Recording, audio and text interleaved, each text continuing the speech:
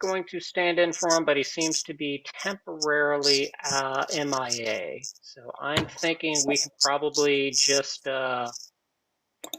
move on at this point. And if he's, oh, you on up, Jason?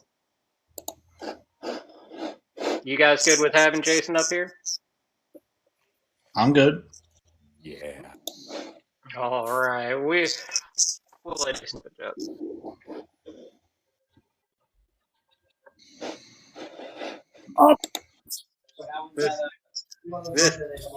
This will be fun. Oh yeah, I know. All right. So yeah, that's basically the gist of it. So I'm going to set up the first one, then it's going to go to Jason. He's going to speak his fill. Then it's going to go to Coach all the way down, so on and so forth. Pretty simple layout. So our first topic for the evening is, I have it listed here on the card as adversity and spirituality and the importance of conflict.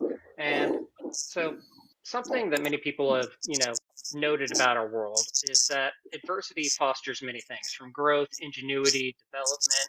Likewise, it seems to me that it's, one of the primary goals of spirituality is to prove oneself by providing us with a new methodology or a lens to view conflict and conflict resolution through.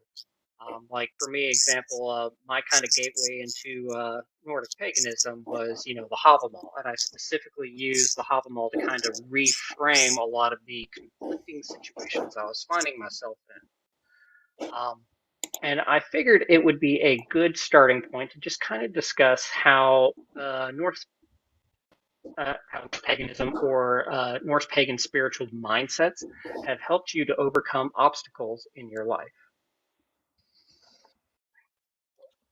Oh, and if you guys could mute up when you're not speaking.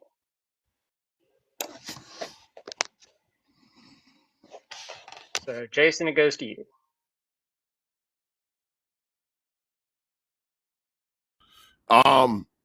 Adversity and spirituality. I mean, to me, it actually goes hand in hand. And I hate to say this sometimes, that like, I do have the tendency to be a lazy heathen, and I don't focus when things are going good. I don't tend to be as grateful in my spirituality and give as much, thanks and honor. I'm more of an ancestor venerator. Like to me, the gods are like last resort. You know what I mean? Like those are the big guns and the big pew pews. And like I don't, but like anytime I'm going through something, and believe me, right now I'm going through something. That's when I don't want to say double and triple down on my spirituality. And, it's definitely a flaw and something I have to work on because I once heard this expression. So like, if you want to have any kind of relationship, right, with a guy, with a girl, and you're in some kind of a relationship, try calling that person once a week and see how long that relationship lasts. I know when I'm in a relationship with a significant other, like I'm texting like 6-10 times a day, at least bare minimum. Nice, Hank. So I'm texting like, 6-10 times, a day, daily minimum, like as soon as I wake up, so like my connection, like I need to work on, when it personally, like when is when I really need to like, start to foster that connection. Because when things are going bad, I mean, I discovered the spirituality of this in rehab, 7 years ago, almost 8 now. And that's where like I started like doing, that's where I started like going down, like I've always loved the stories. I've always loved the sagas. And, it was when, I was at a rock bottom is when like, I reached out. And I mean, in the beginning, like I had no idea what I was doing, and I still don't, I really still don't, like have any idea what I'm doing. But like, I was much younger in my heathen mindset, and you know, I I take solace in the stories, and I take solace in the same adversity and the same kind of setbacks and the same kind of problems that were faced by people that were like the stories that are told around the fire, and it's been there, and like to see how the gods, or how ancestors, or how famous members of people whose sagas are written about, how they went past that, they were able to overcome.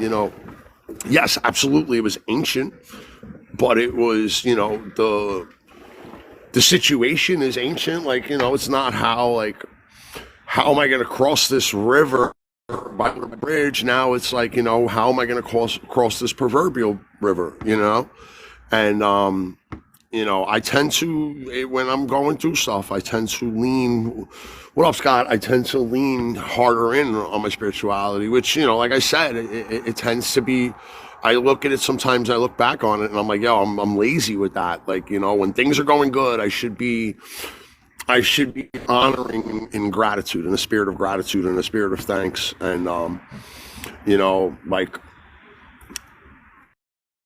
I saw somebody say something.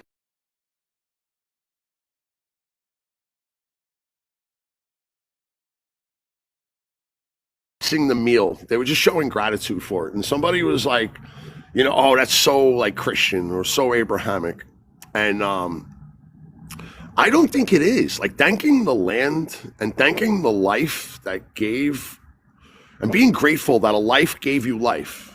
When we eat food, we're taking a life, and to be grateful for that, and things like that. I those are areas that I really need to work on, and instead of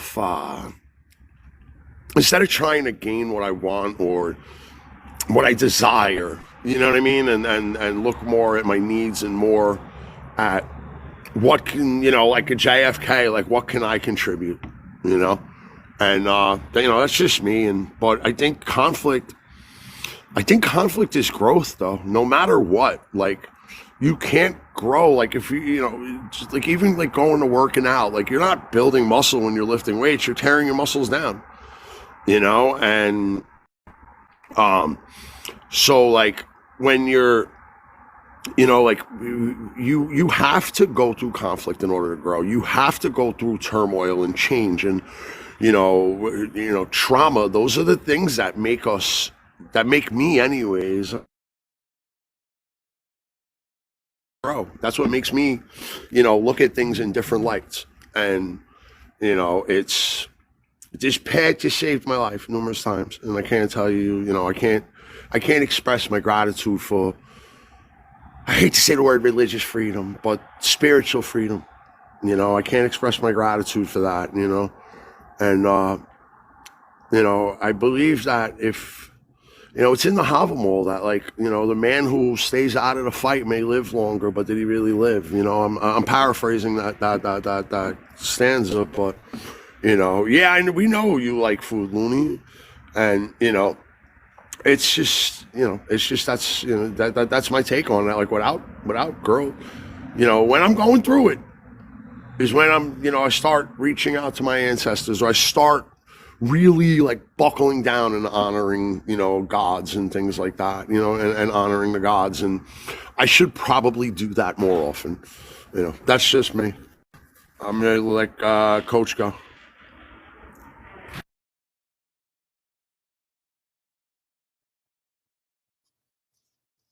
Okay. Everybody hear me?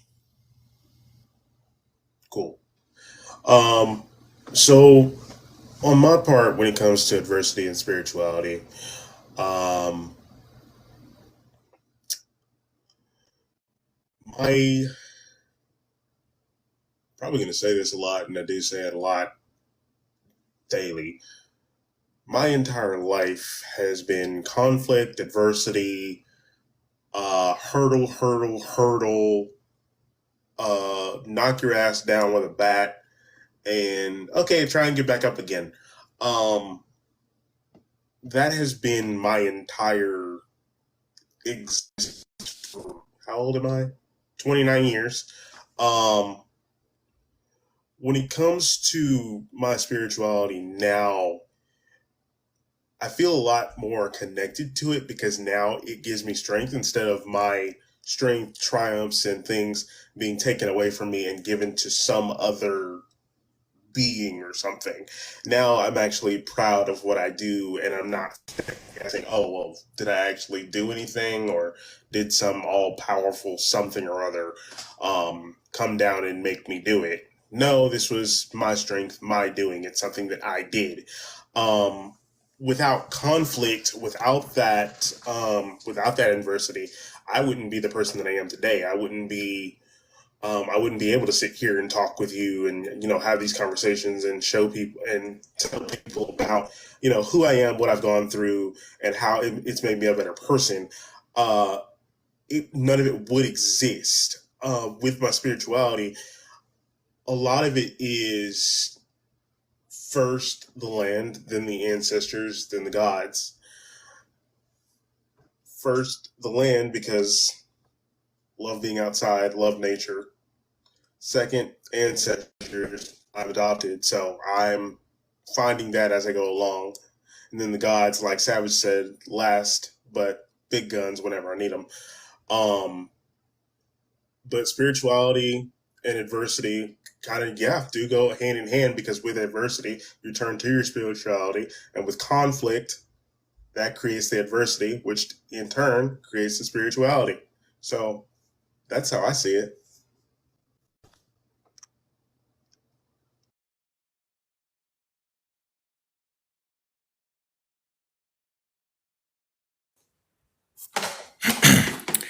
All right, my turn. Can everybody hear me? Cool. All right. So first off, I love everyone's points and everything so far. I really have not a whole heck of a lot to add to it. I see kind of like what Jason was saying through. You cannot grow unless you are in conflict. Conflict breeds growth. Personal conflict, obviously. If you have beef with somebody else, that can also lead to growth. People on here, there's been people that I never thought that I would ever have a civilized conversation with, and we're texting back and forth weekly. That's what conversation can lead out of conflict if you handle it correctly. But the spirituality, again, if you are comfortable your entire life just in that rosy bed of everything is wonderful, and you never struggle spiritually, and you never question anything, and you never, my question is, do you truly understand your faith? Do you truly have faith? Because you've never had it tested. If you don't have conflict, can you truly have faith? I don't know. That's and like that verse you were thinking of, verse 16, because I always have one right here beside me. The fool believes he will live forever if he avoids a fight, but old age gives no peace, though spears might spare his life. Sorry, you mentioned it and it was right there. I had to. So that's just my 2 cents. I'm going to pass it on down to the I Matter Shirt Foundation down there.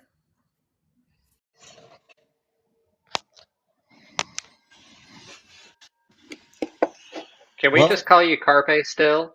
Yes, it's still just Carpe. Basically, I've always believed in the basic belief of heroes cannot exist without villains, good cannot exist without bad. You need both in equal parts to make life complete. Whether it be adversity, spirituality, financial, working, family life, whatever it be, there cannot be good without the bad, and there cannot be bad without the good. So that's just my little take on it. When it comes to my spirituality, honestly, I usually don't talk about it much with most people. But that's because how I view things and the way I process things doesn't usually line up with a lot of people. So we keep that adversity to a minimum. But aside from that, that's it. All right. Thank you for round one. So, a lot of the things that I heard, they all kind of like layered over top of each other. But I got a few different things of it. So, the two things that immediately, come to mind is that it seems that when it comes to uh, a broader opinion of conflict with uh, in terms of spirituality, at least how I see it manifesting its problems is we have kind of a twofold. We have the end that Jason kind of touched on, whereas, when he was talking about that complacency, like, when things are good, he can kind of get complacent about it. It feels like there's some people that kind of come to paganism in general with the goal of complacency in mind. They come in thinking that there's no wrong way to do any of this, that they're perfect just the way they are. And they almost kind of want this spirituality to be bubble wrapped to them. But on the inverse end, we have like the brosatru who literally only focus on the conflict and never the spiritual kind of conflict. Like they're the ones who run through Norse talk, being like, this guy's a Christian, and pound their chests and make all this really loud noise and this posturing. So for any of those individuals who might be here in this room or watching this or passing by it on the For You page, if you could just give them a brief bit of perspective of how you see spirituality in regards to either of those 2 points, what would you say? Wait, on like coming in and having it gift wrapped to you, and like the brosatru thing, the you know. Either or you could speak on both if you want, if you'd like to speak on that. But like, if So you could speak to either of them. I mean, so you know, it's to me, it's like this term is so cringe, but it's definitely so true. Like, it's the path with homework, but like I'm gonna just come out and like most of the people that are in this path, most of the people that are in this path are of above average intelligence, the majority. And are nerds, for lack of a better terminology. Like they enjoy reading, they enjoy knowledge, they enjoy history. Like, and if where I always recommend everybody starts is with the Havamal. Like, read that and see if this is for you. Not if see if you were for it, not if this is for you. Like, because it's definitely like there's a way of life. And if you don't realize in the Havamal that like the things that Odin did for knowledge, like we'll recommend you crack a book. Homeboy gouged out his own eye. You know what I mean? Like, so like there is some there is work that has to be done, for just the knowledge, the academic knowledge of it, right? So like, going deeper than, the source text, and looking at things from angles and trying to understand the socio-political climate, right? But then there's also this work of deconstructing, and there's this work of learning how to be polytheistic.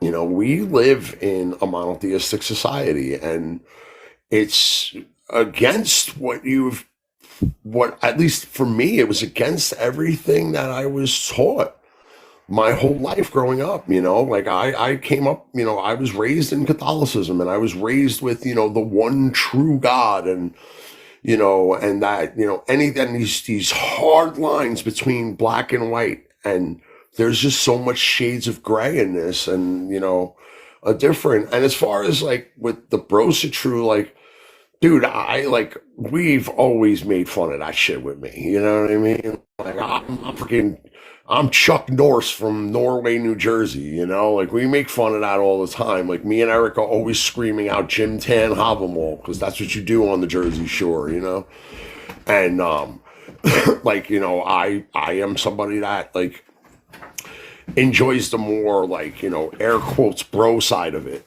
But, it's not all about that. Like, I love what Archaeodet says. Like, I want it to be bros in a boat. Like, you know what I mean? And like, even looking at like the history throughout the Viking era, right? The historical time period of the quote Viking era, right? When you look at that, there's so much complexities and nuances to that. There is so much differential to that. And also, sweet, I absolutely disagree with you. I believe that anybody, I'm not one that ascribes to gender roles, especially in the path. But there is so much complexities and nuance in this. And, like, I was like explaining like the story of the Ragnarok to somebody today, and they were like, this seems like complicated and complex. And, I was like, what, a garden with an apple and, walls around it isn't? And he was like, all right, well, now that you say that, you know what I mean? Like, it's because it's, it's something that's outside the societal norm. And I fit in here because I don't fit in society. Maybe I fit in because, my ancestors guided me this way. Maybe I'm a big proponent in, in a reincarnation of this path. Maybe I was somebody at a different time that was maybe a little more important than I am today, and I don't know. I feel at home, and home isn't a structure. It isn't. It really isn't. It's not bricks and mortar and walls. I feel comfortable, and I can proudly look people in the eyes and say I'm a heathen. And then, people will laugh at that. Like, people in normal society don't even understand what I mean when I say I'm a heathen. And then, like, I explain it to them that, like, yeah, it's a derogatory term that we have embraced, and it is something that was done to make us look simple-minded, historically. And I'm comfortable here, and I'm comfortable, but then I'm more comfortable with when I have to be uncomfortable because of this, if that makes sense. That the times when I'm extremely uncomfortable, I can lay back, and I can, I can talk to my ancestors, and I can talk to nature, and I can talk to the land that's here. I can walk into a park, into the tree line, and I feel something there. I know that, like, what I'm doing is correct for me, and it may not be correct for everyone. You know what I mean? And like you said, that whole, like, I think some people too want to gift wrap what we do. Like, we always talk about your path, your way, but like, there are certain things that are, I don't want to say rules, but there are certain things that are, that are kind of standard for this. You know what I mean? And it took me a minute to deconstruct those other societal standards to where I could get to the norms of heathenry. And I'll let Coach go.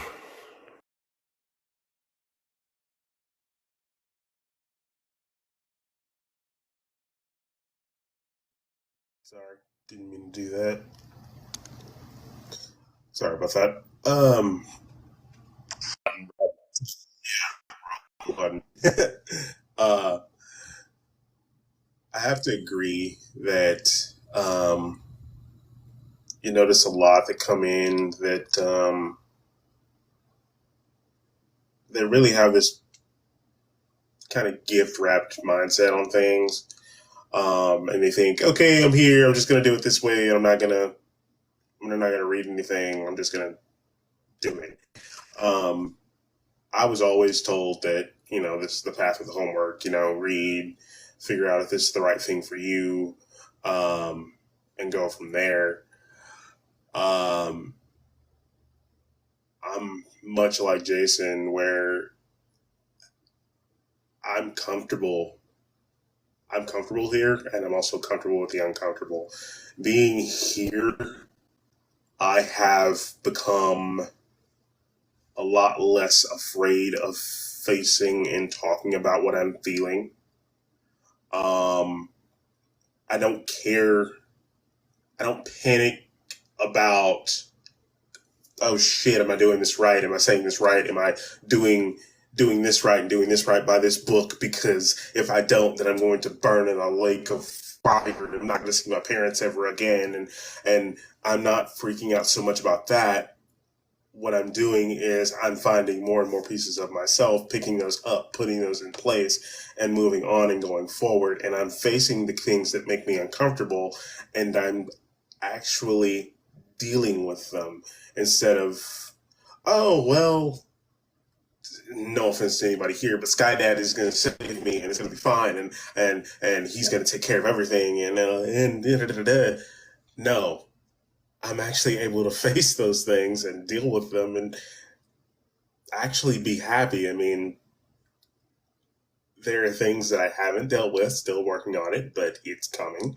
I'm able to move out of my comfort zone and still be comfortable with the bro side of things. So the people that are actually, there in my corner and that want to hear my stories and hear me talk about these things and want to know what's going on and give me perspective and give me advice. That way I can actually push forward with these things.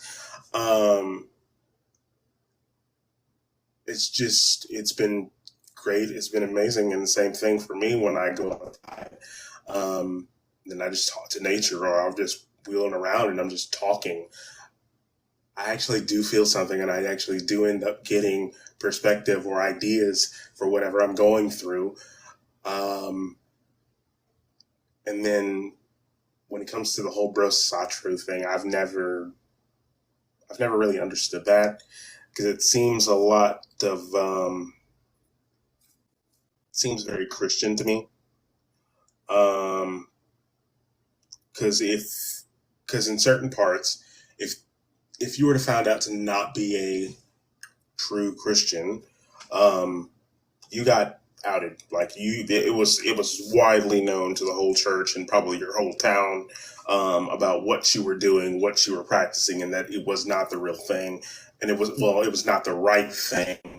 And then you were sometimes pulled into interventions, and it was just not a great time. I mean, even now, I made a post on my personal Facebook, 2-3 weeks ago, saying, the more I learn about heathenry and Norse paganism, the more comfortable I feel. And it was like, one side, oh, yay, you finally found your thing. We're happy for you. The other side, bomb exploded, and I just killed babies, and I just kicked somebody's grandmother down a river and told the president to go fuck himself. It was like I had committed the worst crime. 5 FBI AIs. I'm just saying. Yes. It's like I had done the worst crime imaginable, and I just didn't understand it, so I had to start explaining what I was talking about. And I actually think I did lose somebody on that. I don't know. He's in between.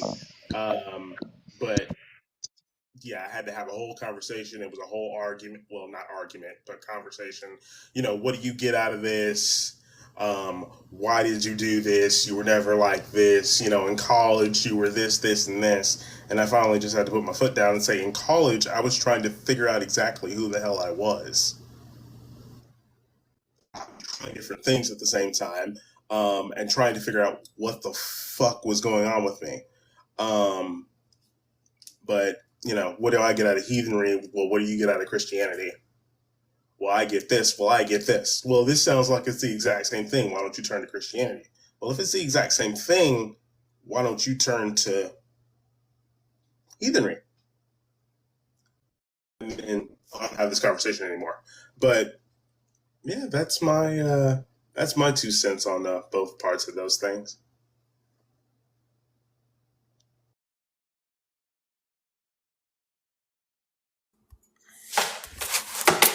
So my 2 cents on this, as far as the whole why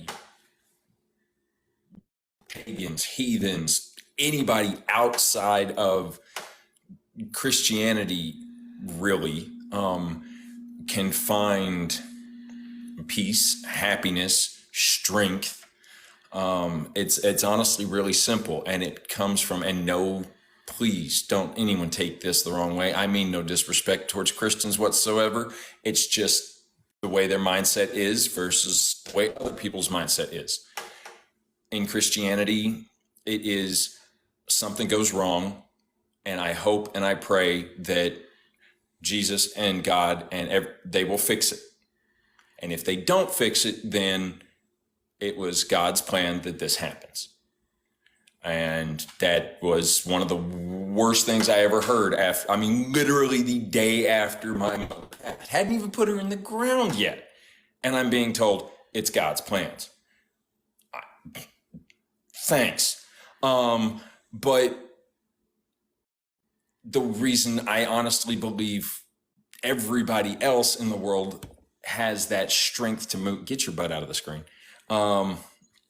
is because our deities, they're not our first go-to. They're not our frontline defense. As Coach and Jason have said previously, I mean, it's nature and it's ancestors, and then we get to the big pew-pews before anything and everything has happened. And yes, I know there are some people who, at the drop of a hat, they go for making an offering for this and that and the other.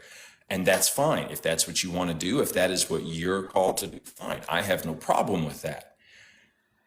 Just my personal belief, our deities pretty much expect us to fix what we can ourselves, and the things we can't, then go to them. That's me. And as far as the brosatrues and it just being gift wrapped and handed to you, I'm sorry, it's not your birthday. And even if it was, faith should never be a single gift that you can unwrap and just get once in your life, and that's it. If it is, it's not that good of a present. Just me.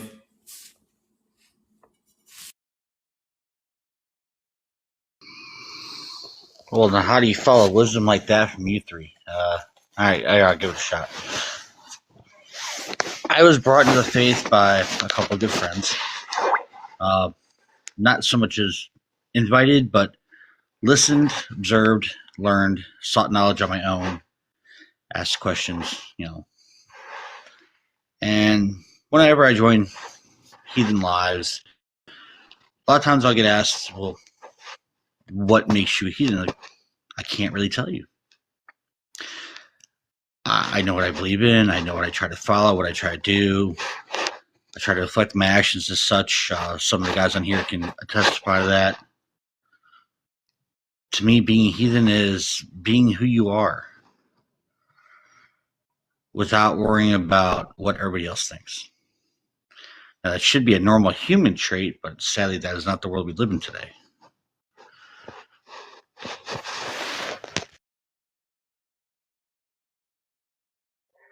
All right. Thank you guys for the awesome follow up for that. Does anyone have any saved rounds or alibis they would like to add on to that one before we jump into the next topic? Okay, so the next topic, we'll see if we do 2 rounds on this one. It's kind of following a theme, so we're dialing a little bit more in on the idea of conflict a bit. Oh, and before I forget, for everyone that occasionally puts in a guest request, we're only doing the panel guests, and afterwards, if we have the time and they have the time, we will open up boxes for questions and answers, and open discussion, stuff like that. Anyways, back to the second topic. So dialing a bit more on conflict, I specifically wanted to kind of like use our own lore as an example.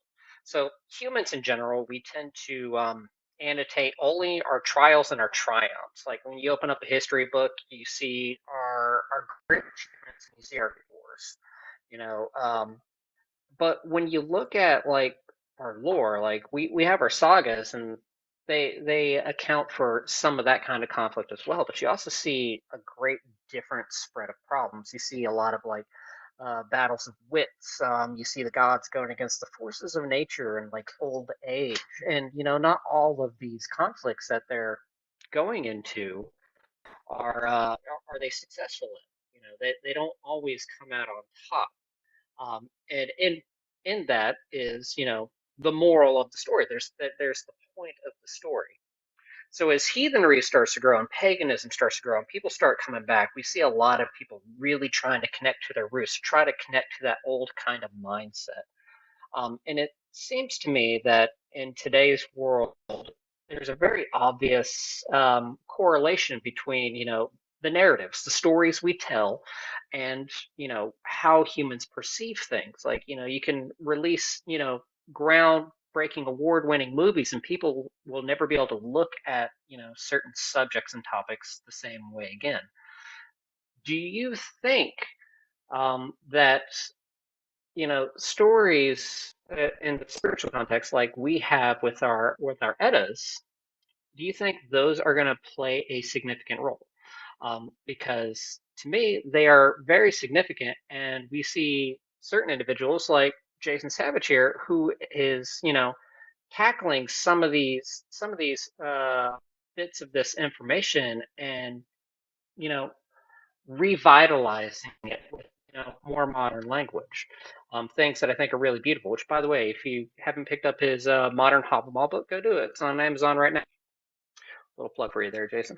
But yeah, these stories seem like an integral part. And do you think if we shaped the narrative of how we tell stories, that we could start to alter other people's perspectives to maybe make them more malleable, more open-minded to broader spiritual paths? All right. So as far as the stories go, right? There's one thing that I try, and what I did do with my book, and thank you for the shameless plug. But what I did do with my book is I tried to revitalize the art of it.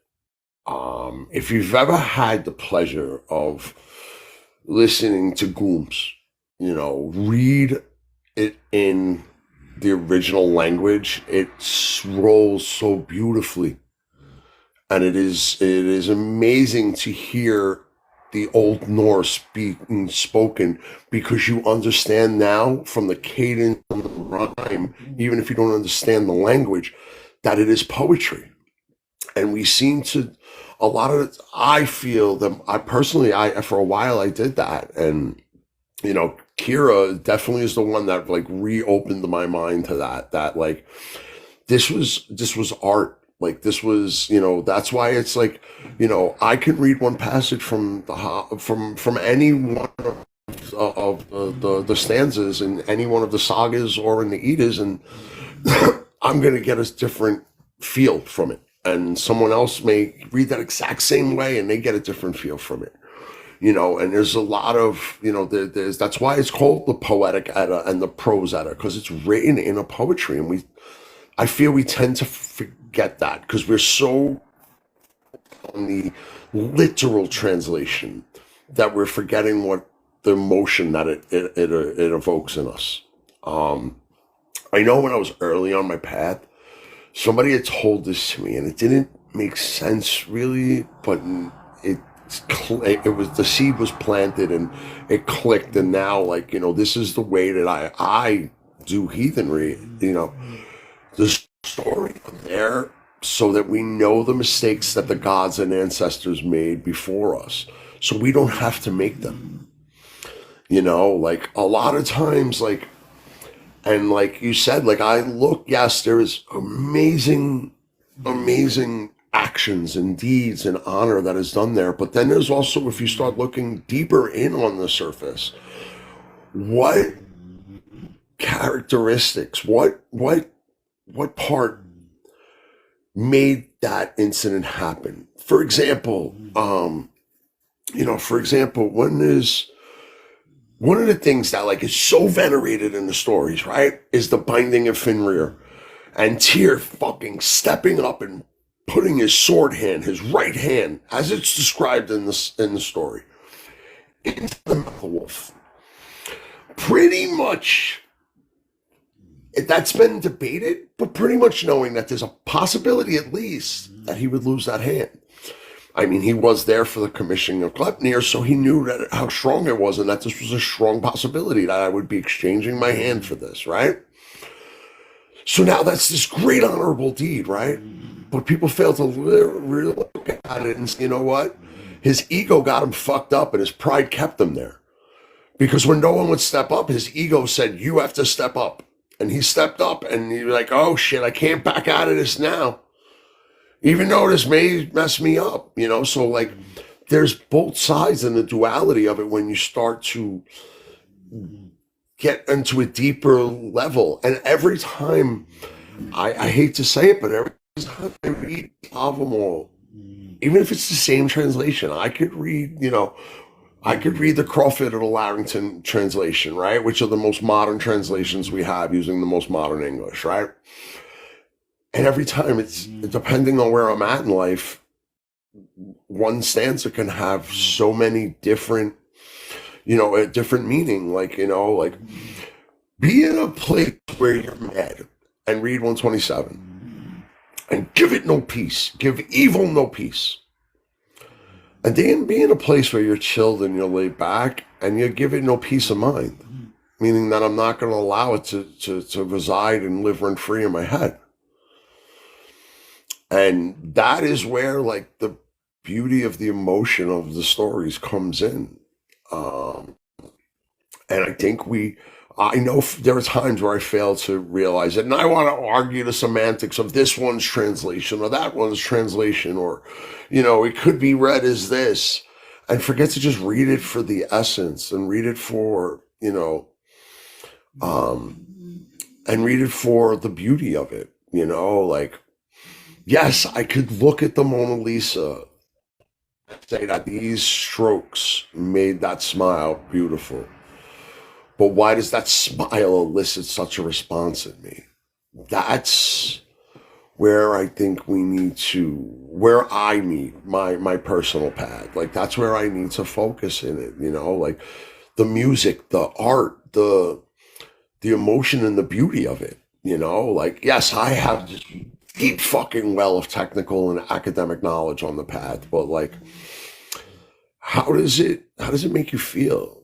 Like, how does hearing a flighting make you feel?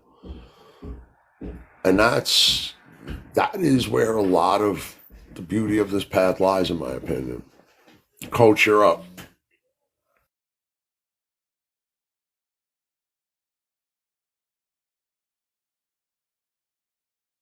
Okay. So to kind of bounce off of Jason, Havamal stands at 127. Read it when you're angry. Give them no peace. Oh, it means let's fight them, let's destroy them, let's eradicate them. When you're in a peaceful mind, give them no peace. Well, giving them no peace could be they're watching you, but you're not bothered by what they did.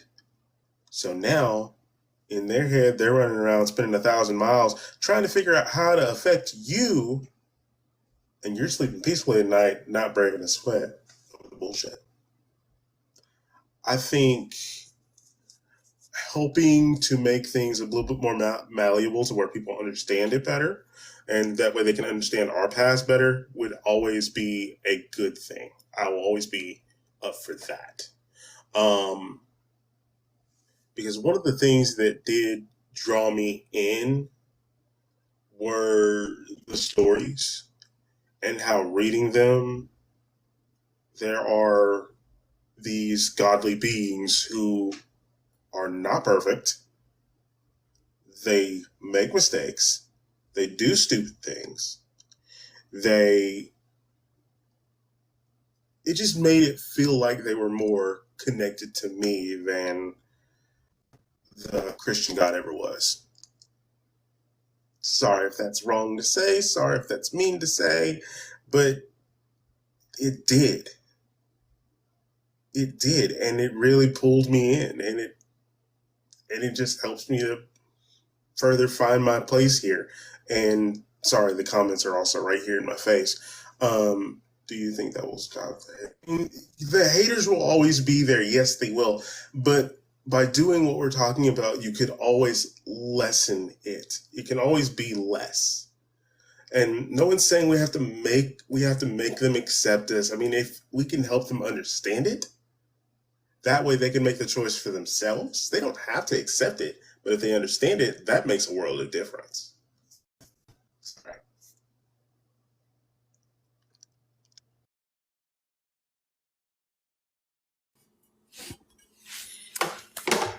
Nope, you are 100% correct in that. We cannot make people understand things. We cannot. You can lead a horse to water and make it drink scenario. I'm seeing a bunch of head nods. My grandma, oddly enough, the same reason I'm pretty much in this path. That sweet little woman, she read to me when I was just knee high to a grasshopper. She would read to me a bunch of stories, and they were always of the old gods. Even though she was a Christian woman, she read to me all the old. And she would tell me that they're not perfect. They screw up, but they can get along. They can fix things. They can get over things. There's love in the world. And she taught me a very valuable lesson when it came to dealing with, as they say, the haters. You got to ask yourself two questions. One, when they run their mouth, what is they're saying true? And two, do you value the opinion of said person? If either answer is no, why are you getting upset? And that's the peaceful side of 127. If you're not letting them in here, they are the ones getting upset. They're the ones living their lives with no peace, while you are sleeping nice and calm and have no problems. You have problems, but they're not one. So, I don't know. There's 100 different ways we can go with this one, but I think I've said more than enough. Back on to the next person.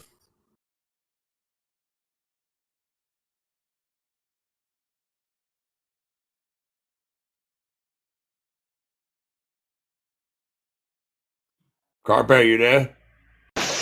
Yeah, technical difficulty.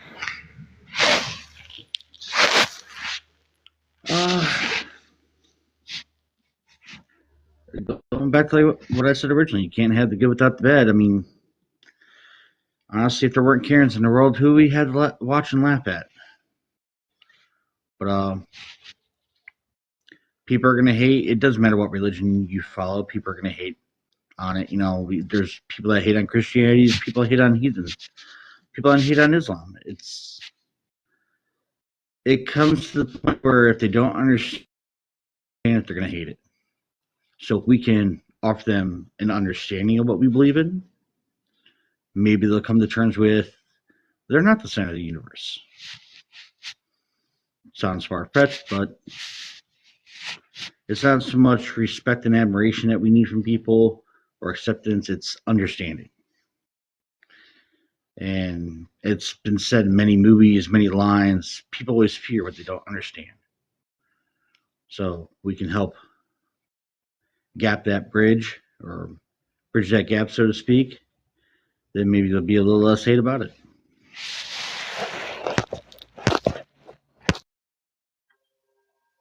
Okay, so I got something to add on this one just for the conversation to come. So I did say make initially when phrasing this question. That's a bad choice of words, my bad. I'm not really posing the scenario of make somebody. But to the idea of why should we care? Well, I have a news story. Is anybody here familiar with Will Fiacco? He's currently running for New York State Senate. He on a Republican ticket. He has previously held office as a Democrat. Um, he is just recently went to social media and where he was publicly outing educators who were photographed at a public Wiccan ceremony, calling them out as Satanists and making statements such as, if you're not a Christian, you shouldn't be teaching children. Besides that, you're not just an unbeliever, you're a Satanist. You're evil and damned for all eternity. Stay away from kids. Now, as somebody who is heathen, who has children, who has been in an educational role before, I find that those kinds of ideas are why I want people to understand other spiritual paths. I can't make them accept other spiritual paths as valid, but things like that are why I care, because that is some vile rhetoric. It makes me angry. It's the kind of angry where I read 127 and think of all the bad stuff. But that is why we should care about how others perceive us, which is why I always go out of my way to applaud when there's heathens who are out in the community who are putting on a good face, who are making sure that we are seen, who are expressing themselves and conducting themselves, in a positive light. It is something that is beautiful, that is needed, and is the heart of questions like this. Of how can we make art? See, I said the word again, make again. How can we better make this better accessible to people so we can kind of change the perspective from that to we shouldn't be around children like we are some sort of threat to just we are just somebody else that has a different spiritual belief.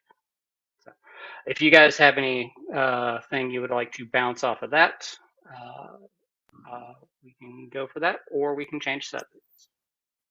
I actually have something to add on to that. Going off of the whole we are a threat to children, there's only one religious background that has the most child offenders in it. Whenever you hear child offenders, most people think automatically Catholic, which is a form of Christianity. So how is it us heathens, Satanists, Wiccans, practitioners of any kind are such a threat when they're in their own backyard?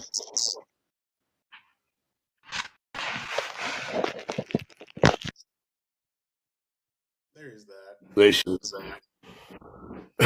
This is one thing I've learned in my life, right? When you point a finger at somebody, you're pointing three back at you and one up at the gods, because the only two you're lying to is yourself and the gods.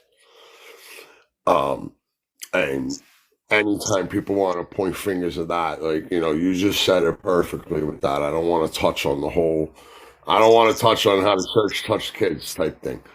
But, as far as when I talk about, what I do in my spirituality to people, right?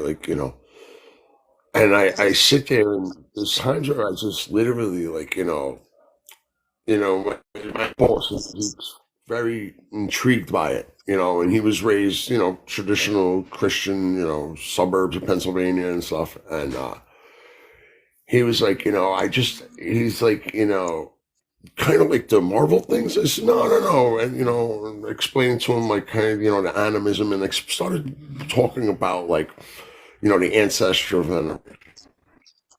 And he's like,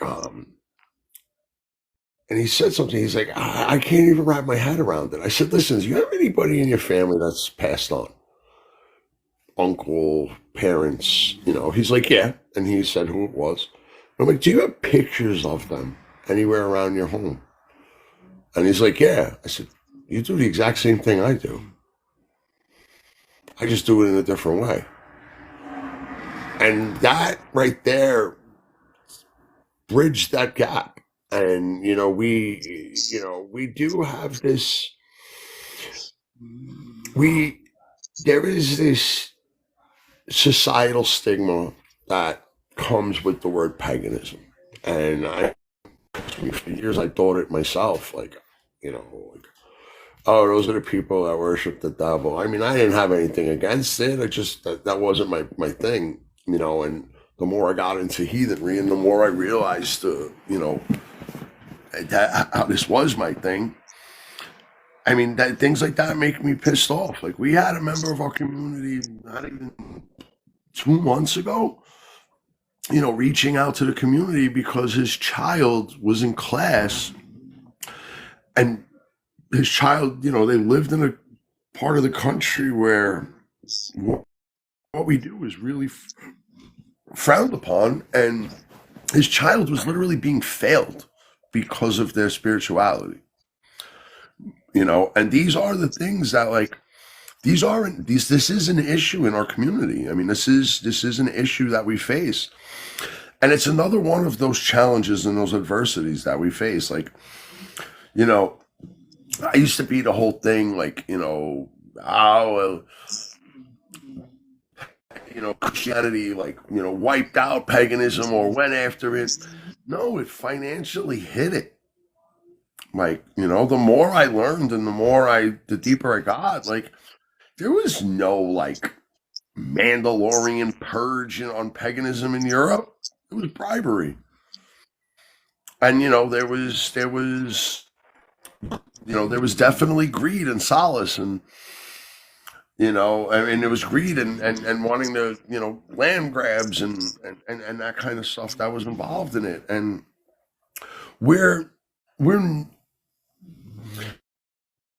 it's going to be very difficult to wipe a 1,000-year-old stigma. It's going to be very difficult to do that.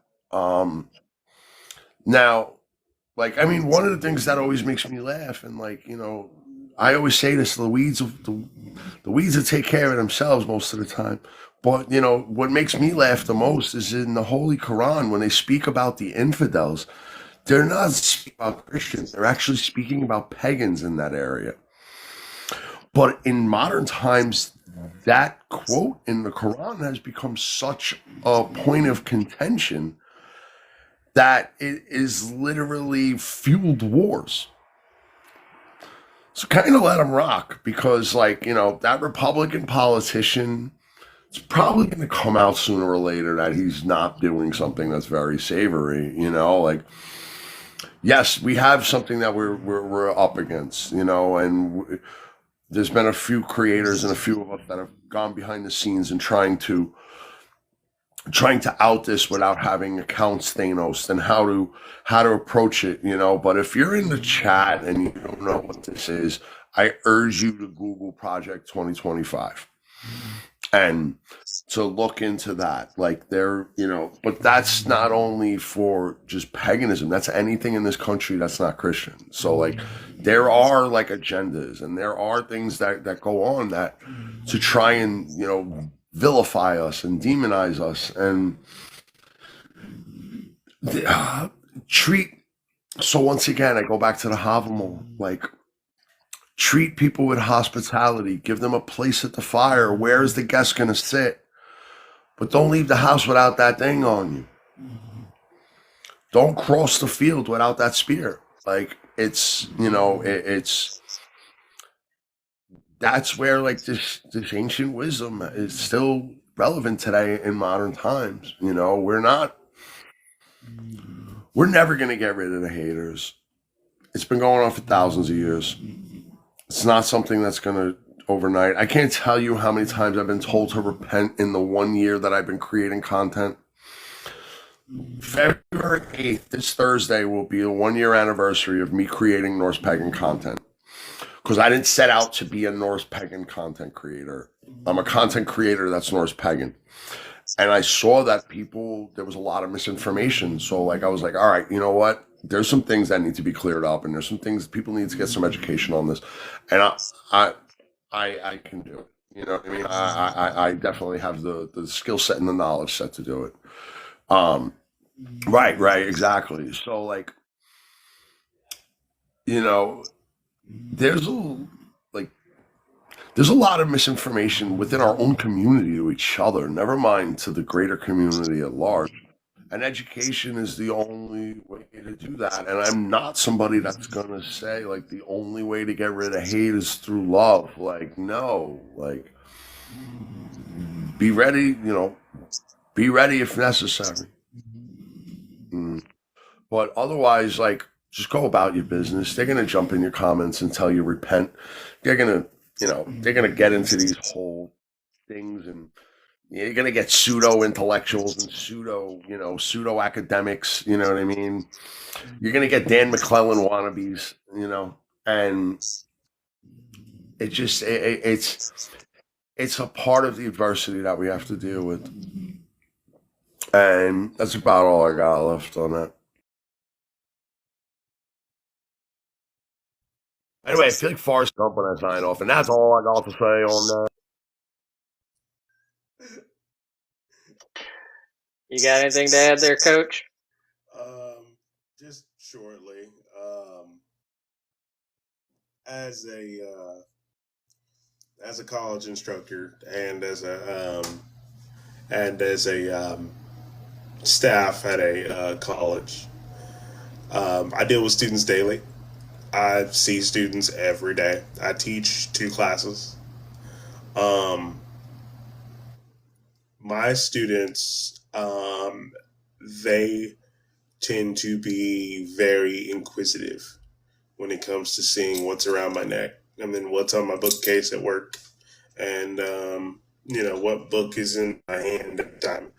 And they ask questions, they ask why. Some of them have a general basis of what it is, and they ask questions, and we have this conversation back and forth. And there are a couple who they'll ask me 2 or 3 questions, and they're like, "Oh, I am too." And then they'll go into their own past and how they found it, and then some they'll walk right in, and you can tell, and I don't even have to ask, and we just start talking, and it goes from there. With this newer generation, I would have it and say things, mindsets, and how people make choices are starting to change. Because in the time that I've been working in the higher education world, and since I've been more open about my practice, I've met more and more pagans and heathens than I have previously. I used to think that the only thing in this world was Christianity. And I am so happy I'm wrong.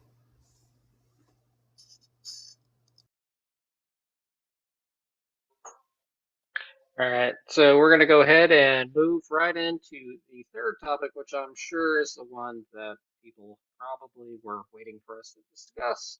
Although, here's the setup. So, heathenry and pop culture, flattery or faltering. I'm not here to post as like the Vikings TV show. Was it historically accurate? Because we know that 99.9% of all sort of heathenry or like Nordic paganism, just in general, any paganism in pop culture media, is not accurate. It is there to entertain, but there does seem to be a large push over the last decade to kind of more, and I use this word very loosely, to more pseudo accurately portray some of these aspects. And of course, we see the fallout within our own communities as we do kind of tend to have this almost like this piranha effect inside our social media circles, where we love jumping on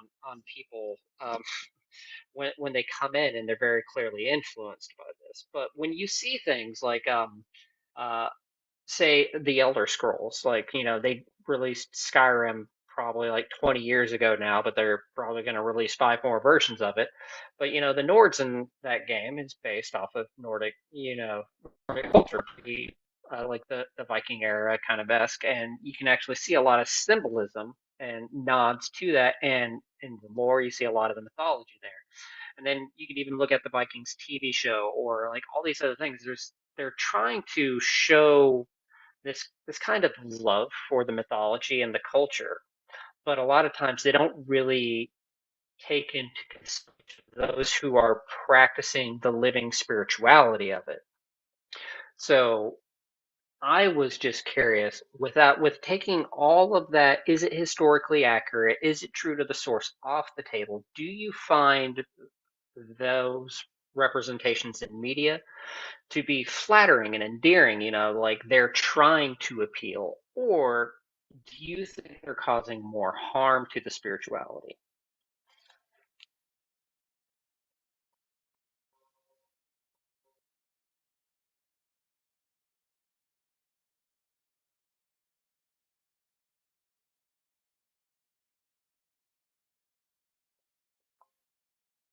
Uh, it's up to you, Jason.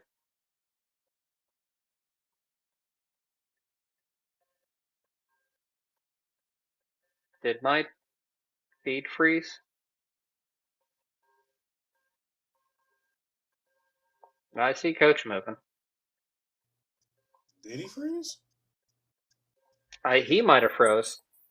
Would you like to answer and see if he can kind of bounce out and come back in? Yeah.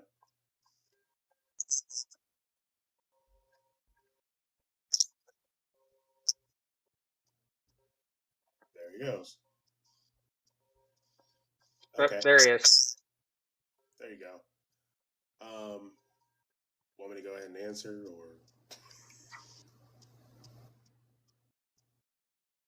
or? Are you there? There you go. Can you hear me? Yeah. All right. So, like, if you came through Marvel, welcome. If you came through Vikings, welcome. If you came through some fucking video game, Valhalla, Assassin's Creed, welcome. Now sit the fuck down, shut the fuck up, and open up a history book. And like I'm not trying to be a dick, but like it's flattering to me. It's flattering, like Jim said it perfect. It brings people to the path, and if whatever gets someone here, I think it's a beautiful thing.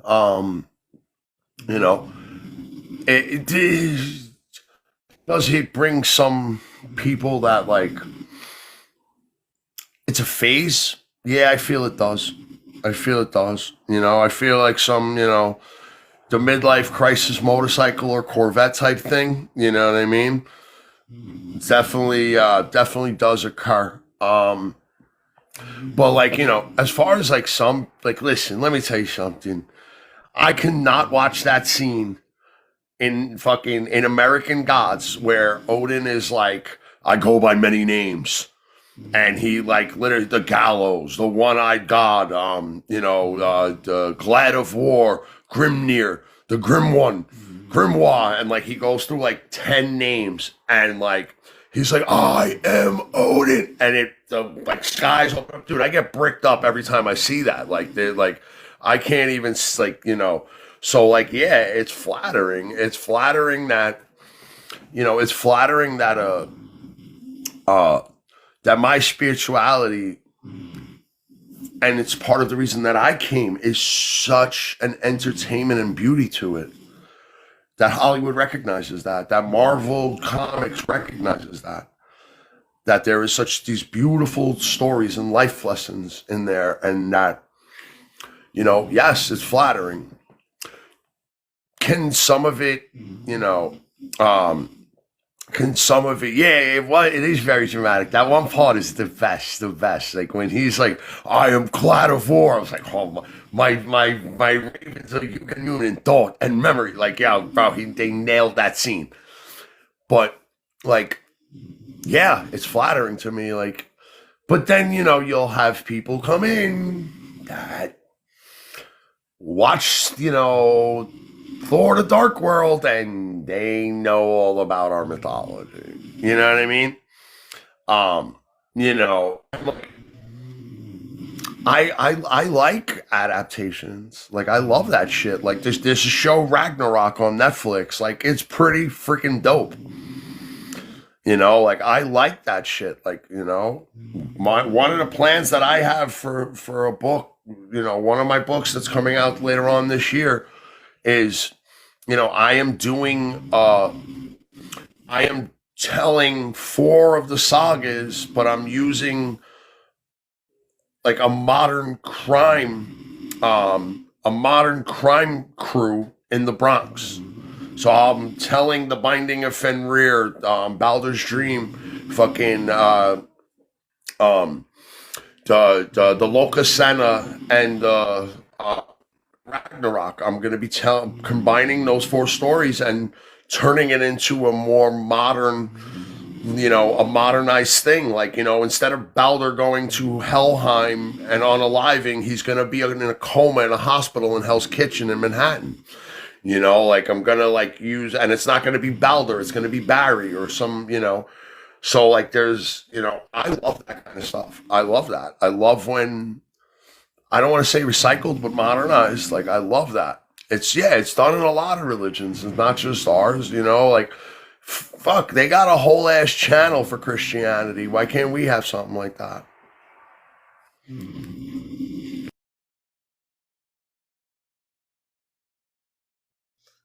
So for me,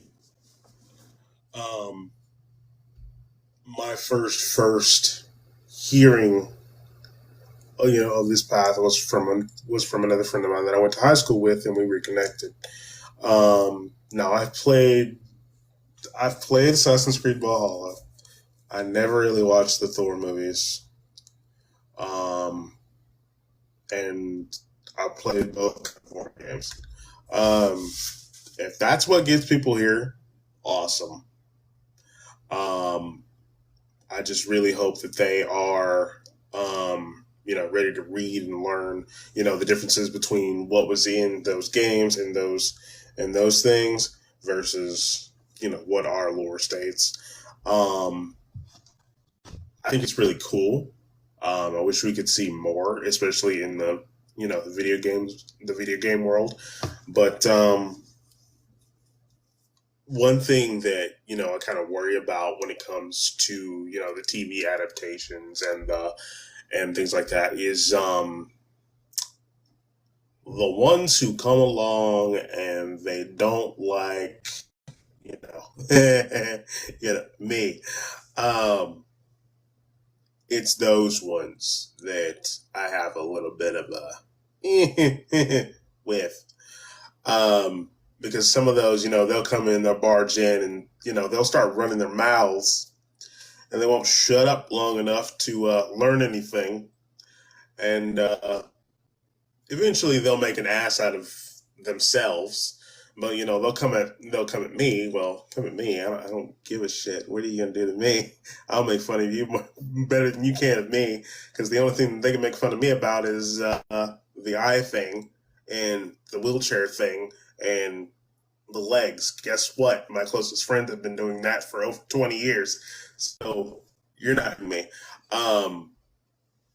But yeah, you have those jackasses that tend to come in, and then they'll go after the ones that, don't have the confidence and self-esteem that I do. And those people will falter, and then they'll fall out if they don't have the backing that I do. That's what I worry about.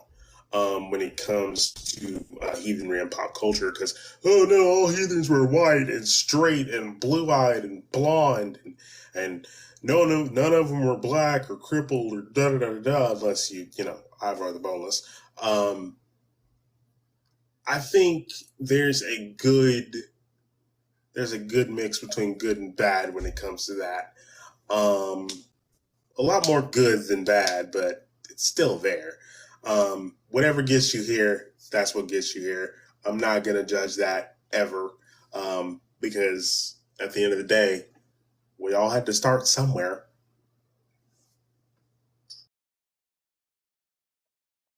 All right. Well, I know that Drengr said he had a work call. I'm not sure if he's going to be back anytime soon. I'm not really sure what happened to Carpe, but we're going to keep pressing on either way. So, kind of going back into heathenry and pop culture. One of the things that I've always thought was funny, and not for the reasons that they're intending it to be, is like, I'm sure we've all seen it, the meme of like the redheaded Thor, like sitting on top of like the Marvel Thor, and the people who post that and usually have things to say like, like Marvel is like disgracing our gods, and our gods are probably so offended. I wanted to pose my take and see if you guys just agreed with that one. So, like, my opinion, how I look at it, my UPG, if you will, is the society that reflects the stories of the gods was a very story-driven society, and these stories served as their history, their entertainment, their education. Um, And one of the prevailing ideas was that through your deeds, you will live forever. How would you do that? Through the stories. I think, and this is just my opinion in UPG, I think that Thor, for example, watching Avengers in the Marvel movies, if he would to see them, I think he would be very entertained and not offended in the slightest. I'm curious what your guys' take on that is. And I guess for Coach, just approximate, since you said you've never seen the Thor movies.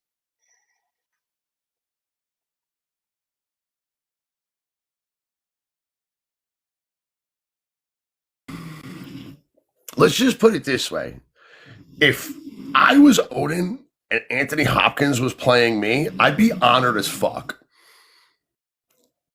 You know what I mean? Like that is the way that like I look at it. Like, and are these stories like, and you said it best, like, yo, we unalive twice, bro. We unalive when we leave this mortal realm. What's up, Gooms? We unalive when they stop telling stories about us. And that is the biggest thing. Like, yo, can we directly link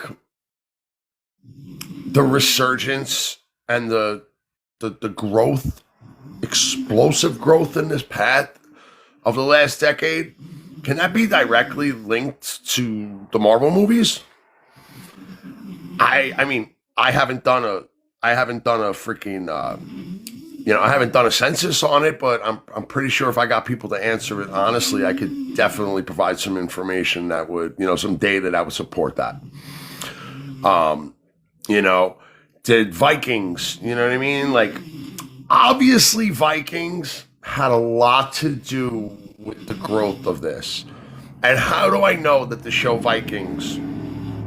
So, like, when we look at history and we look for like evidence in socio-political climate, right, in eras, how do we know that Vikings had a lot to do with the resurgence of the so-called Viking communities, Norse paganism in general? Because like, listen, a lot of the cosplayers on the platform really practice the spirituality or practice, a spirituality in the realm, in the wheelhouse of it. But how do we know that the show had the effect on that, right? Dude, look at the way that they dress in their cosplays. Their cosplays don't reflect historical accuracy. They reflect the pop culture of the show. And that's like right there and is in the evidence of its enough of its own. Yo, you go to a Viking festival or go to like a Viking metal concert, right? And it's pretty much like a Vikings cosplay, which I'm not mad at. I'm not mad at. If it brings more people to the pad, it brings more people to the pad.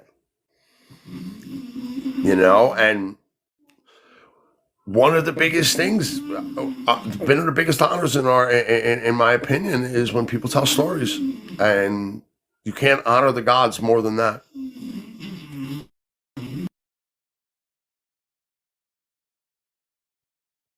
So, if I was Thor, or better yet, since I played both God of War, um, if I was Odin and I was voiced and mocapped by Richard Schiff, who really sounds like, who literally made Odin sound like the most non-threatening, threatening person I've ever heard speak in my entire existence, um, was playing me, I'd definitely be honored, because the way the man played him was, you didn't expect him to be anything. But the more you hear him talk within the video game, you can tell the manipulations are there. And you could just be like, oh, that's a crafty little bastard. I would actually be honored. And I'm also of the thought that the gods don't care. They may not care at all. Who's to say that they do? Who's to say that they're watching? Who's to say that they give a shit about anything that we're doing down here currently? I mean, it can go either way, really. But as far as, oh, you're disgracing, oh, they're disgracing our God. No, they're not. No, they're not. Stories are how things get. Stories are how things continue to pass on, to pass through. That's, once again, if that's how someone gets here, then it's done its job in a lot of people's eyes, and it might be keeping them here if they're willing to learn. So what's the harm in it?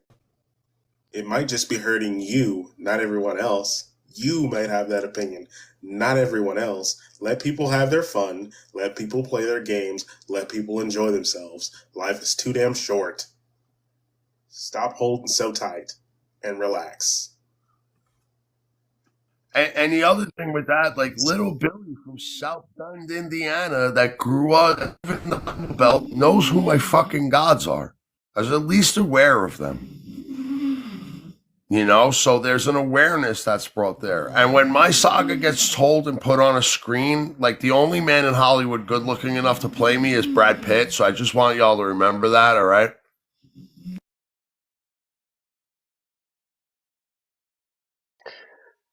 So earlier, Jason mentioned like if he could, he hasn't like done a census out there. So there actually is a whole lot of correlated data, but not just as it relates to Norse paganism, but there's a whole lot of correlated data about what media is really performing well, and new people when you know via poll or census data, depending on that goes around. So I think I actually have a video on here on TikTok where somebody was like, "Oh, you got your guys' religion grew out of Vikings," and I like screenshotted a case study that showed the growth that Christianity had immediately following the Passion of the Christ. We could easily counter back with, that, or like, well, you're only here because you grew up watching Veggie Tales, nerd. You know, the the relationship between the media we consume and our outlook and our belief system. This has all been kind of the theme of the night. And that's how all these questions are intertwined. So we started off, talking about the importance of conflict and spirituality, and then highlighted the conflict within the stories and what kind of things we can learn from that. And then we just came right out and we looked at it. So this is where we're at. So I literally have no problems with anybody who found their way to Norse paganism through any form of Hollywood or video game media. Um, because it's a great way to find your way into it. It's a great way to have fun and be like, I'm curious now. Let me dig into that.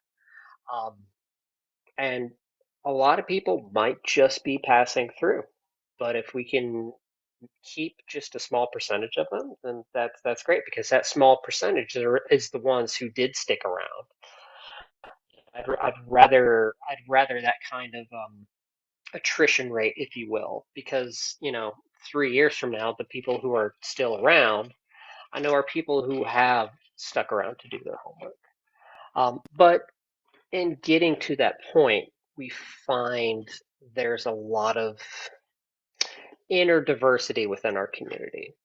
Um, this is where I am sad that Drengr is not here right now, because, for example, you rarely, and I say rarely, but you rarely see like an old Lokian, and that's a constant hot button topic here on Norse Talk.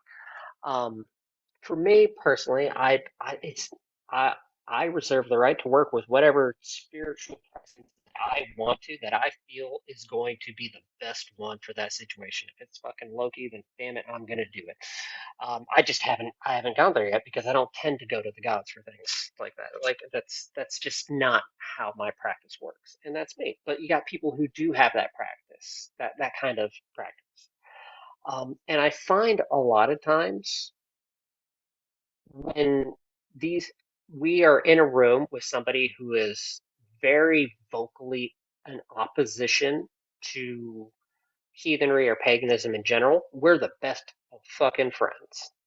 But the moment that we become encapsulated and we have our own little hashtag and we call it Norse talk or pagan talk or anything like that, then we start doing that piranha thing I was talking about earlier. What do you think would be an effective way to finding that common ground without having that adversary when engaging in social media with other pagans and heathens?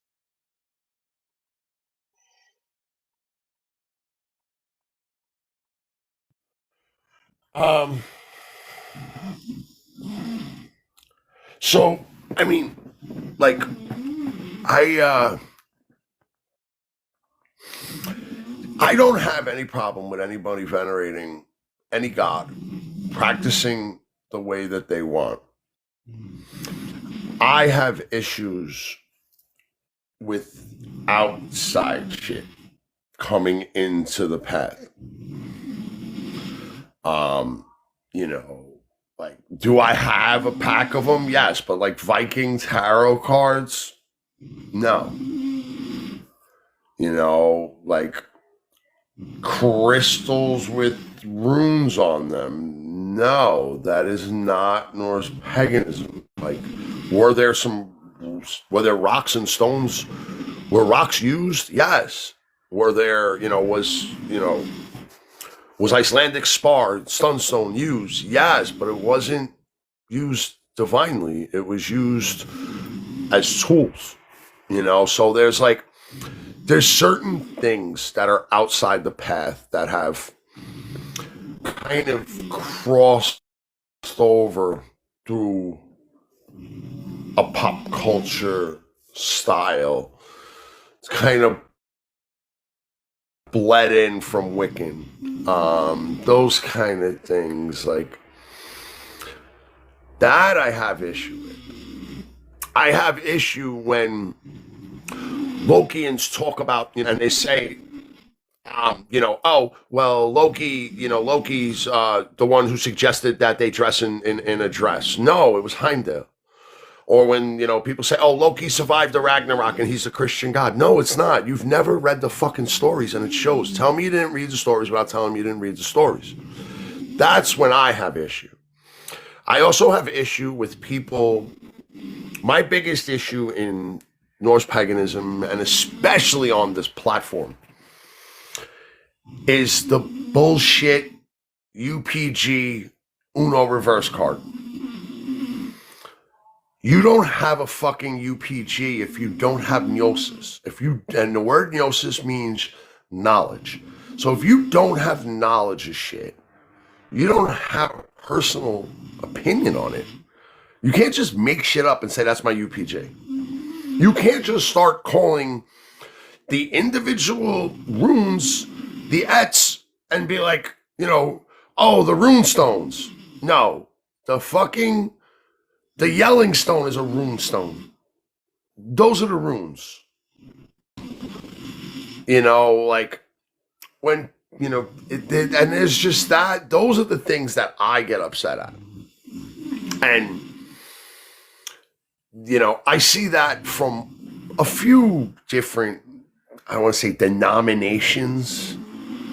I mean, one of the things that I don't understand either, why the fuck are you going to be polytheistic and only venerate one God? Like, that makes absolutely zero fucking sense to me. That's like being like, hey, I'm in an open relationship. On Tuesday, she lets me open the cookie jar. Like, no, dog. Like, that's not how this shit works. Like, it's my opinion. And people practice the way that they practice.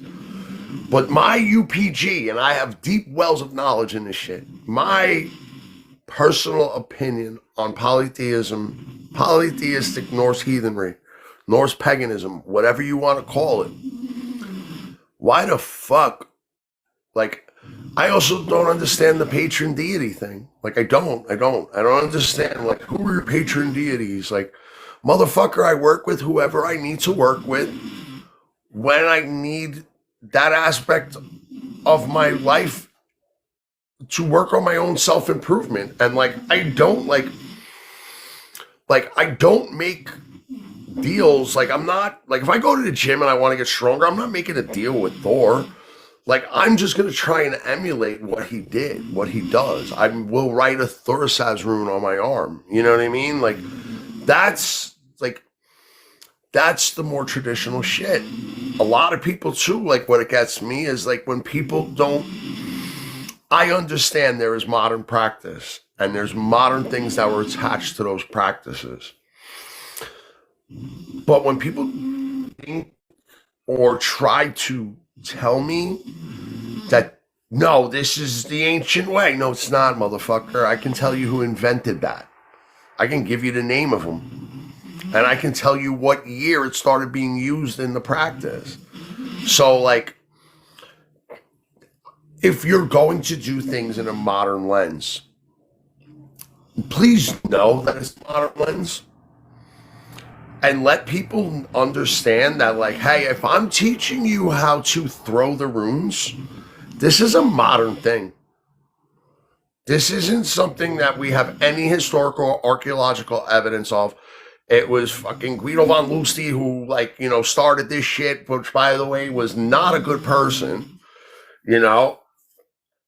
So, like, that's, you know, those are the things that, like, and, like, you know, another thing that also aggravates me in the path, too, is, like, Coach had touched on it before, right? Like, yo, don't come at me with that bullshit with, like, you know, this isn't a path for everybody. Like, this is a path for everybody. Your spirituality does not know color. Your spirituality does not know race. It does not know gender identity. Your spirit does not know that. And the gods don't fucking give a fuck about it. So this is for everyone. Are there certain things that you need to earn? Absolutely. Like, to think that someone's going to open up a runic magic practice and tell you all their secrets when you've been on the path for fucking 2 months and we don't even know if you're only here for another 2 weeks. Like, just use your head. Use your head. Like, you know what I mean? Like, just think about that. Like, you know, so it's not closed. It's just you kind of get your way into there. You know what I mean? Like, you're not going to, like, I am fucking amazing friends with Coach Overwatch and AD. Love them with all my heart. I fly out to them. They will let me participate. I think, in my opinion, 100% they'll let me participate in ritual. But the shit that goes on in that tribe, like, I got no business with it. That's not my shit. So that's not a closed thing. That's just them having their thing. Like that's none of my fucking business. You know what it is with that. You know, so like a lot of this, like, oh, gatekeeping shit, gatekeeping that. Like, no, you just haven't fucking earned it. Like, you know, I've had people say shit about my TikToks, like, oh, they used to be so informative. Now you've changed. Bro, open a book, dog. Like, don't come onto my page thinking you're going to learn everything that you need to learn from the information that I put out there. Because if you're thinking that, like, you're really doing the wrong thing by your spirituality, because I might have made a mistake and now you think it's fucking 100%. You know? Define earn. So before I'm accepted into a kindred, would it not be a good idea to hang out with that kindred for a long time to understand that if they're a good fit for me or a good fit for them? If I'm going to be taught runic magic, right? Someone's personal magical spiritual practice, would it not be a good idea to, what's up, Kira? Would it not be a good idea, or someone's family practice, would it not be a good idea to know that that person's not going to run out? Like your mom. All right, so let's put it this way. Let's just make it this way. This is the easiest way to define earn. If your mom has a secret cookie recipe that only she knows and brings those cookies to the family for special occasions, she ain't giving it to everybody, bro. Somebody in the family, for her to pass that recipe down, is going to have to earn it. That's what I mean by define earn. That makes sense, John? You know, and like, this is a path of honor indeed. And if it's not like, and if people don't understand that honor indeed mean a lot, then that's like, I don't know what to tell you. You know what I mean? And how do we find common ground in a diverse community? Absolutely, Jim, 100%. How do we find common ground in a diverse community? With talks like this. With talks where, you know, people from different walks of life with similarities discuss their differences. And in the best way to find common ground in a diverse community is to embrace the diversity. You know, like those little mustache guys, dude, like I'm 6'2", I'm 235 pounds. I am fucking blue-eyed. My hair is as white as Congress in the 1800s. And I've been approached by people like that more often than not. And then I fucking curse them out in Spanish. Or I punch them in their mouth. Because, like, I embrace the diverse backgrounds of the people in the areas that I grew up with. You know, like, I embrace that. I embrace the fact that I grew up with Latinos, and, like, I embrace that diversity. Like, the kids that I grew up with in my neighborhood, we all come from where I grew up in the Bronx. We all come from different ethnicities and religions and races and creeds, and we embrace each other's differences. Do we make fun of each other? Absolutely. But it's also celebrating and embracing that diversity, which gives the common ground. Because if I don't understand your culture or culture that you're coming from, how am I going to find love for it?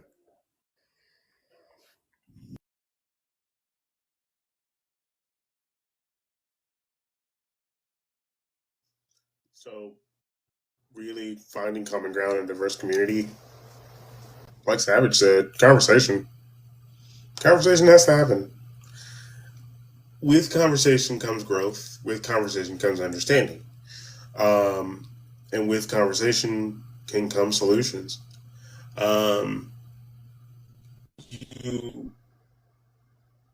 Within this, you kind of tend to learn off each other.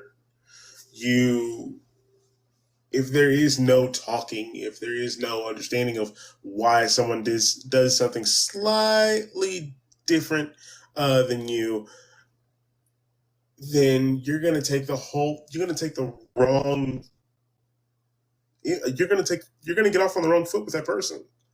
You're going to take the wrong imprint and you're just going to run with it. And then you're going to possibly have ruined what could have been a beautiful friendship.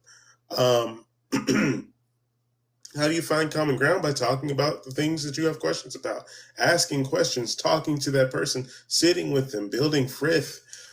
Um, that's how you found your common ground.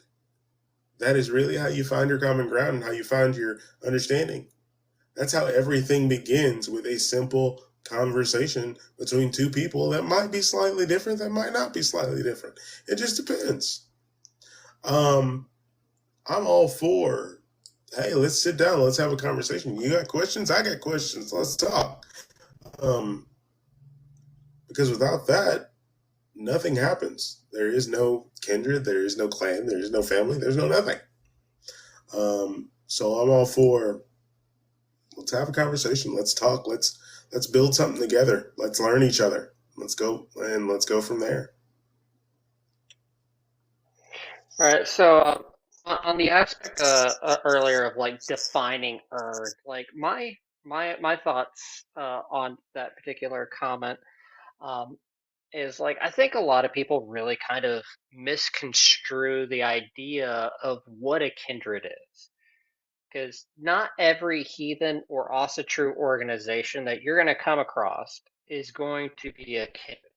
A kindred, there's those first three letters, kin.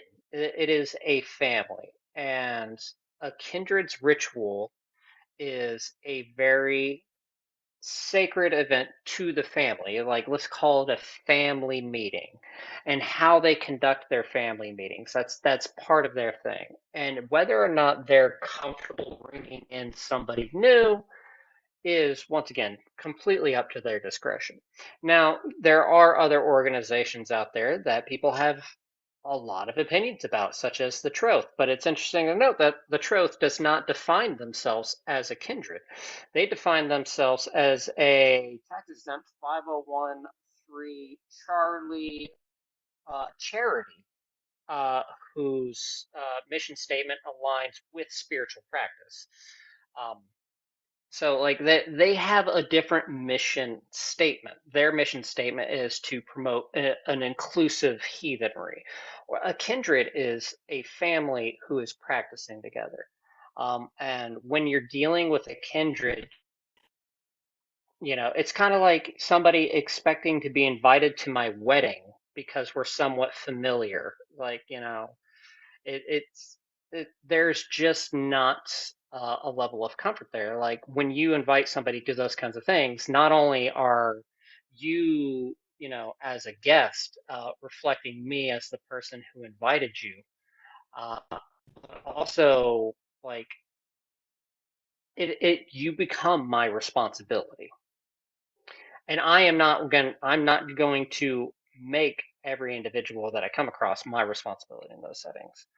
Um, and then to get back more to the very specific topic of finding common ground in a diverse community, I would just share like an example. So there's this, there's a few people that have this concept, and I have a lot of opinions on this concept, and maybe I'll make it into a live subject for later on down the line. But there's this opinion that I have a lot to say on. And it's this idea that lore purists are akin to problematic individuals, and it's a problematic idea.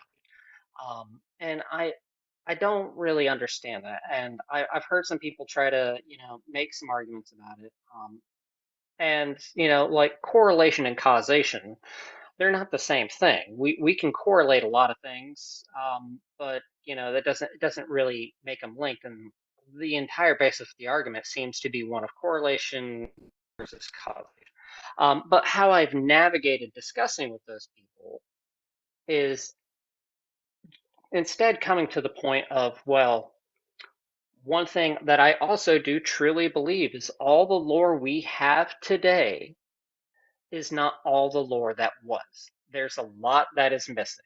And all of a sudden, it's not so much that I believe the lore that way, but they also understand that I am open to other concepts and ideas, and now we're free to move through that conversation. We can kind of thread the needle with a little more wiggle room. We're not dancing on the head of a needle on that. So that was my example. Do you guys have any grounds for finding common ground in a diverse community? And that's a very good point, Nate.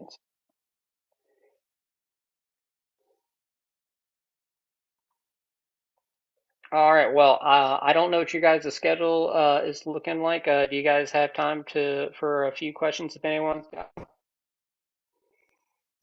I got a few minutes.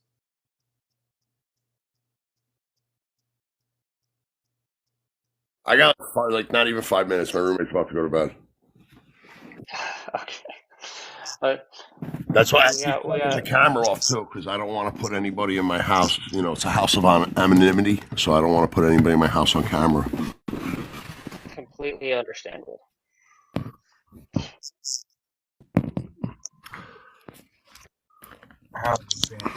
Nancy, you coming up just to ask a question, or are you coming up to join us? Both. So going off of your statement, knowing that the amount of actual literal work that we have as far as sagas and poetry from Norway, Sweden, Finland, Siberia, and Iceland compared to the actual, homeland countries that actually have these in their archives, still in the original Old Norse and not translated into English. What do we do for helping other Americans understand that a lot of the concepts we have within the lore is very limited compared to what is actually out there in these other countries and their understanding of it? That is a good one. I would really hate to do it, but I just feel like the only correct answer is just to try and educate, to try and point him out. Like, we got Gums here. He's a great person. Like me, I can't read those things. So somebody could show them to me all day long, and if I'm going to be a contrarian about it, then I'm just like, oh, I can't read that. I don't know what that says. I don't know that that's lore at all. That could be, a 1,200-year-old cooking book. Yeah. So it's one of those things where, like, you can't help somebody who's being a contrarian, but education is the only way to broaden those doorways. Agreed. That's my opinion. I would agree to that. One of the easiest ways, right? So, like, I hate to say it, that TikTok definitely broadened my horizons a lot, right, in the last year of being on the app. And a lot of that has to do with making friends with people like Gooms, with people like Fable, like getting, go out of your way to try and find some of the creators from Europe. And get an understanding of, yes, we are American heathens, so we have like an Americanized culture of it, but get an understanding of, yeah, Carly, books are great, but nothing's better than speaking to somebody's experience with it. And, like, listen, you could read all you want to know about the Bronx, but you ain't going to fucking know about the Bronx unless you set foot there or talk to somebody from there. Like, you could read all you want to read about hip hop culture and the way it came up in the 70s and 80s, but like, I could tell you stories that behind the scenes, you know what I mean? Or shit like that. Like, the easiest way to get to know something is to get to know somebody that's around it and in it, you know what I mean? And like, we have this, and it's one of the things with not celebrating the diversity. Like, we have these politics as Americans that are ingrained in us societally, and those, that I think is an issue. Like, I mean, one of the best things that ever happened to me on this app was Sensei's Havamal study, and me and Kira were talking about this the other day. So we literally had a Havamal study 5 days a week at, I think it was like 5 o'clock and 6 o'clock Eastern Standard Time.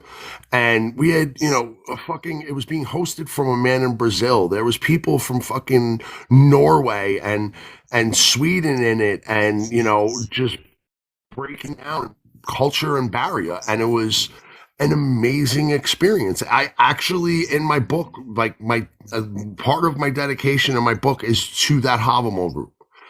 And it was maybe, some days it would be 7 people in the comments. Some days it would be 35 to 50, and it was an absolute wall shattering experience.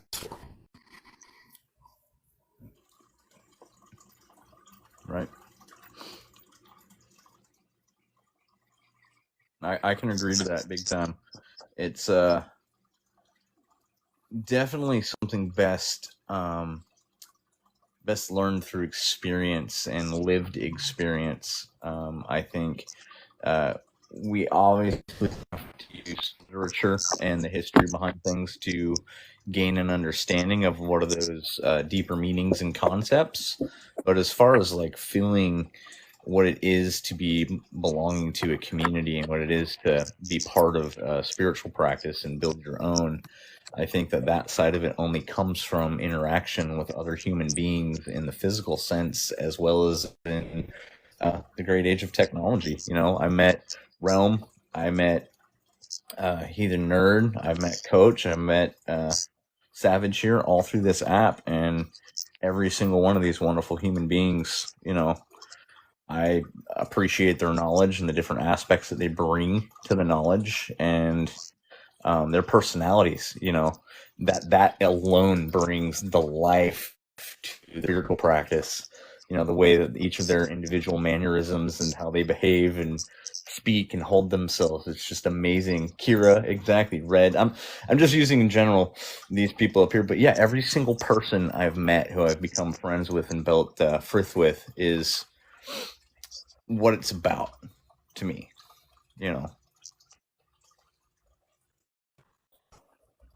Hey y'all. So I'm only going to add a bit because I'm off to bed because minions.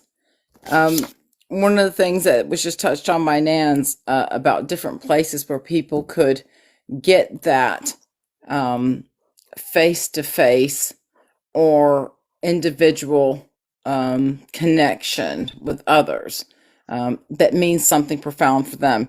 There are many houses of learning that exist outside of those that most people are aware of, with clans and kindreds.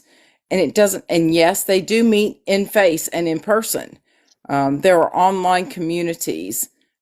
Nans has his teaching, we have ours, but part of that is being able to talk to people online, but then arrange those meetups to do certain things that are necessary to be done in person, that creates that frith, that creates that bond. And it absolutely can be done that way if you don't wish to join a clan or a kindred. I lived abroad for 27 years almost in England, and I was blessed to travel to many different European countries, spend months there via my work, and meet the people who practice there outside the U.S. And it is wholly and entirely different from the U.S. view coming back to the States and seeing the way things are thought about and the practices here. We also have to remember that, Germanic lore, aside from all of the other lores that are most commonly utilized, is important. And literature is important to getting those valuable views, to be immersed in that, but also to be immersed in that living spirituality through those individual experiences, one-to-one, and groups, again, which does happen through many different various ways, not just clans and kindreds. But we always have to keep in mind our modern worldview versus the worldview of the people who lived at the time. We may strive to be like them, to follow their example, but we are who we are. We don't have we have grocery stores, we have gas stations, we have internet, we have social media, we have lights, we have refrigerators. We don't have the same needs, requirements that they did, but we can live a living spirituality and have a frith with others based upon keeping as much of that as we can preserved, because there is Swiss cheese holes in a lot of what we know, and it is reconstructed, and finding that valid reconstruction rather than something that is not quite so genuine can be a very, very difficult thing. Being humble enough to look outside that, to look at Iceland, to look at Norway, and to look at the Germanic texts is important, because, again, only a tiny fraction of what we get in the United States is what's out there.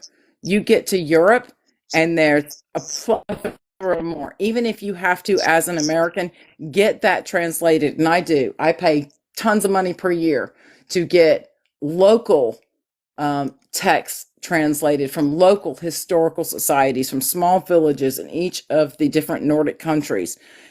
That stuff is outstanding. They don't get the wide publication. They don't get the big money and the flashy covers.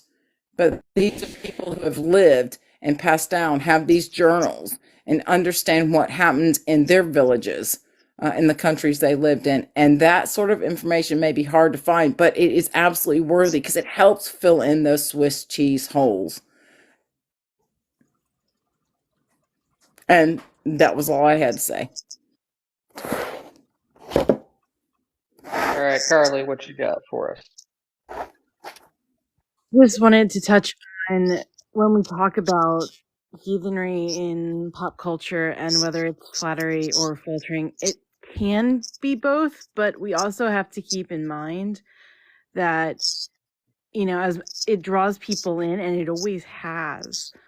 One of the reasons that we have the eddas that we do is that Snorri was trying Icelandic poetry at the time. Like, some of his other writings include texts on how to write like these long poems that they had in the Icelandic courts, and a lot of the kennings and a lot of the references in these poems, you had to understand the lore, like the talk of Sif's hair. You needed to get the reference of who Sif was and why her hair was important in order to get the poetry of it. And he did a lot of what is in the Eddas and writing the Eddas down to preserve the stories, not for us for religious purposes, but because he wanted to preserve the poetry of the time. In a lot of ways, not that he didn't want to preserve the stories. I think we can know what he truly wanted as an individual. And so I think that we're almost going full circle in these other things, bringing people to the lore, as long as they don't view it as the whole thing, the dark elves invaded Manhattan or what have you. I'm totally good with pop culture, using our stories and things, as long as you don't have things like when Disney went on Etsy and started cease and desisting letters at pagan shopkeepers for having Thor and Loki and Odin products in their shops for the gods, and they were like, you can't use our characters' names, because they're not just characters for the pop culture things. They're also actual gods to us that we worship. And also to add on to what Kyle was saying too, especially with the pop culture, that completely slipped my mind until you just said that. Like, people have to realize that the Eddas disappeared for about 400 fucking years. And it was the Romantic era in the 17th century, in the early 1600s, that when they reappeared, they were shipped to a duke in France. And before that, they were tucked away in the archives of the Vatican. And it was that was the time period where the word Viking came to pass and came to describe the era and describe, and then go on to be used as a generic term for a people and for, the rating and everything like that. So like even other eras of pop culture and history, we have to be grateful for what we have today, for a major source of what we do. You know, like that if it wasn't, you know, that's the same time when they started putting fucking horns on heads in helmets in opera. But it was Wagner. you know, it was that romantic aspect. I think it was like 1620 to like 1680 something, right? It was like that little 60-year window in England in England that, like, you know, really that's when the Eddas came back into, you know, they came back into the realm of knowledge, you know. And that whole shit though that happened with Disney with the cease and desist order, that, like, you know, that got shut down quickly. You know what I mean? Like I think they realized their mistake very quickly when they, you know, it was a fat bearded ginger on some of the works and not a freaking, you know, chiseled up diesel dude. The god of the protein shake. Yeah, when they realized that they only had copyrights on the Disney art versions of those characters. Not on the names. Yeah, I don't have my shop up right now because I just finished doing hospice and patient care for family members, but I had my shop up when that was happening, and I literally got ceased and desisted because I had a blend specifically for Loki, not that I'm Lokian, but a friend of mine was, and I used green tea in it, and because it was green, they thought I was infringing on their copyright, and I got a cease and desist letter over it. I got one too. I had a blessing candle that I made for Thor, Loki, Odin, Sif, and Hel. And I had it on my shop for a long time back when I was going by Nine Realms Magic. And they sent me a cease and desist order as well. And I know this is vulgar, but I sent them a video of me using it to wipe my ass. I got one too for having Obi-Wan Kenobi on a t-shirt in my t-shirt shop. So that was probably justified. I mean, there's some people that worship Obi, bro. I'm just saying. I believe Obi-Wan Kenobi belongs to everybody, okay? I don't care how much they spent. I mean, I'm not saying that I'm one of them. I'm also not saying I'm not. The one issue I do have sometimes that comes up in pop culture discussions is when you have someone who comes in and uses depictions of the gods purely for profit and then talks crap about us as worshipers or the gods in general, like, oh, these horrible things, or that. It's not that it's wrong for them to do it, and I'm not upset that they're bringing the gods for people to see them, but at the same time, I don't have to support them when they do that shit. You know what I mean? No, I get it. I can respect the hustle, but not the individual behind it. Yeah, like right now, the whole Rick Riordan thing, it's like, because Percy Jackson is on Disney Plus now, and I'm sitting there like, I'm not gonna watch it and give him money because of the way he talks about polytheists. Like, did he apologize? Yes. Do I think that he has changed his mind at all? Not really. And so I'm not, gonna play with that. But it's, the Magnus whatever stories have brought some people to heathenry, so yay. I mean, but that goes for anybody, darling. Like, if you're not, you don't have to support it if you don't want to. You know what I mean? But, like, I think that dude, Percy Jackson, I think he, pew-pewed off his own foot with that one. Like, you're literally making fun of your own, the majority of your fan base. That's like, that's like me coming out with a Wizard fucking series of books and being like, you guys are all Harry Potter nerds. Like, not doing smart business sense with that, Yeah, because it was like, I don't know how he was like specifically, I don't know how, and I didn't know that people still worship the Viking gods. It seems crazy to me how you could meet these characters in the story and then think that they'd be good to worship, or with something close to that. I was like, Yeah, talk shit. You know what I mean? And the thing was, he was making bank on these books, and then to turn around and literally just over and over in his blog going, weird things that the worshippers of Zeus want access to his temple, like weirdos, you know. It was just, there's a point where, yes, it's your subject because it's related to your books, but there's real people who worship, and that's not cool.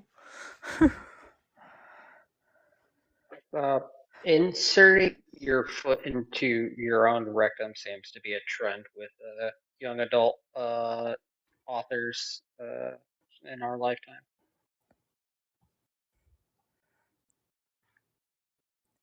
All right, anyone else have any questions they would like to ask?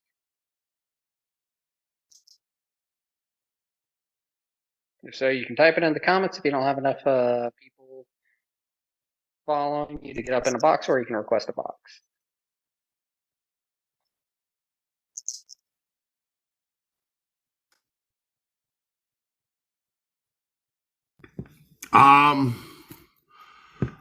What inspired my book? I love, so there's a few things that culminated with that. One, I love hip hop. Like, it's not a secret. Like, I grew up in the Bronx. I was raised by the Wu-Tang. I was raised, I came up in the area where, we broke dance we literally b-boyed on the corner with cardboard boxes when I was a kid. Like, that's not an exaggeration. That's not something, that's a story, right? I'm very good friends. He's on the app, Ness. He's actually the guy that's credited with inventing the windmill. I love I love that culture. I love spoken word poetry. I love, that's part of what drew me so much to the mythology, is the fact that it was poem. And like I had said earlier, when we read these stories, like, unless you have like a Gooms who can, unless you have a Gooms that can, read it in the original language, and you can hear the cadence, and you can hear the actual poetry of it, it's not there. I have read the Havamal numerous times. I can't even tell you how many times I can count it. We had a live that we did on this. It was like over months. It was like a 4-month thing where we did like 2 stanzas a day. And when I tell you, like, people plan their day around it. And during that, like, I came up with the joke. I was like, I'm going to do the Hood Rat Havamal. So I was going to like take the translations and change the word house to crib, and, village to block, and things like that. And halfway through it, actually it was further along than that. I was in the room poems by the time it did. I looked back on it and I was like, I am making a fucking mockery of something that I love. So now, what can I do to honor this correctly? So I went back and I said, you know what? I'm going to take the essence of these poems and I'm going to write modern poetry depicting my interpretation of the essence of each stanza. And, it wasn't an easy task either, because of copyright laws. I couldn't duplicate any lines from any published translations. So like, I couldn't duplicate a line that Jackson Crawford had translated, or that Braze or Bellows or Thorpe or Larrington had translated. I had to look, or Audiger and Murray, I had to look through all these translations so that I didn't duplicate lines, so that I didn't have any copyright infringements for the publication of it. But it was just as me wanting to express my love of it, and honor it, and keep an essence. And also I wanted to do something. So the first time I read the Havamal, and I'm one of those that made the mistake, and I bought the study Havamal. There's 3 translations and pages for notes, until I learned that Yugen and Munin, which is a wing of the AFA, published that. And but the first time I read it, the Havamal really didn't make much sense to me, because some of it was written in such old prose and such old English that like I didn't quite understand it. I understood a little of it, and then I had to read it again and again. So I wanted something that would be an easy introduction for a young American heathen, for someone who's starting out on a path, or for somebody that just really like appreciates poetry, you know, like, and like I have friends on this app that were adamant that I don't do it, that it's gonna suck. And they gave me some fucking glowing reviews. And they're not people that did it because they like me as a friend. Like these are people that I respect the shit out of them because they'll tell you when you're being an idiot. And, you know, and Looney, like he absolutely told me that he loved it. And, you know, he actually made a video saying how much he loved it. So, you know, I did it more to honor people, like, you know, I did it more to honor Odin. I did it more to honor my love of hip hop and my love of the path, and as artistic expression, like, and, you know, and make a few bucks off of it, like, is not a bad thing either. You know what I mean? Like, I'm not going to say that, you know, sitting down for 7 months and rewriting a whole bunch of poems, you know, didn't have some of that. You know what I mean? That like, I would be lying if I said that I didn't have a little bit of you know, an eventual monetary reward from it. Like, you know, so like I'm always full disclosure with everything that I say and do. Like, so, you know, those were my motivations, but mostly was to honor it. Yeah, and I think another thing, like going on that copyright thing, is also like you need to like also remain cognizant of anyone else who might have tried to also make poetry based off of those. Like when you're dealing with something like poetry and rhymes and like anything slightly lyrical, like there's so much copyright law that you gotta remain cognizant of. And I had to run it through. I ran it through four copyright machines on, you know, online. Like, and I had to run it through, you know, it had to be checked numerous times for it to, if it infringed on any copyright laws. So it is all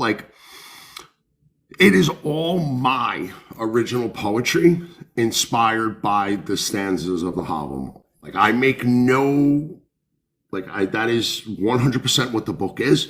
It is not a translation. But I also don't think that I altered the essence. And that was my main goal, was to just, you know, to give somebody reading it and realizing, because like I didn't realize it was poetry at first, even when I read the Havamal the first time.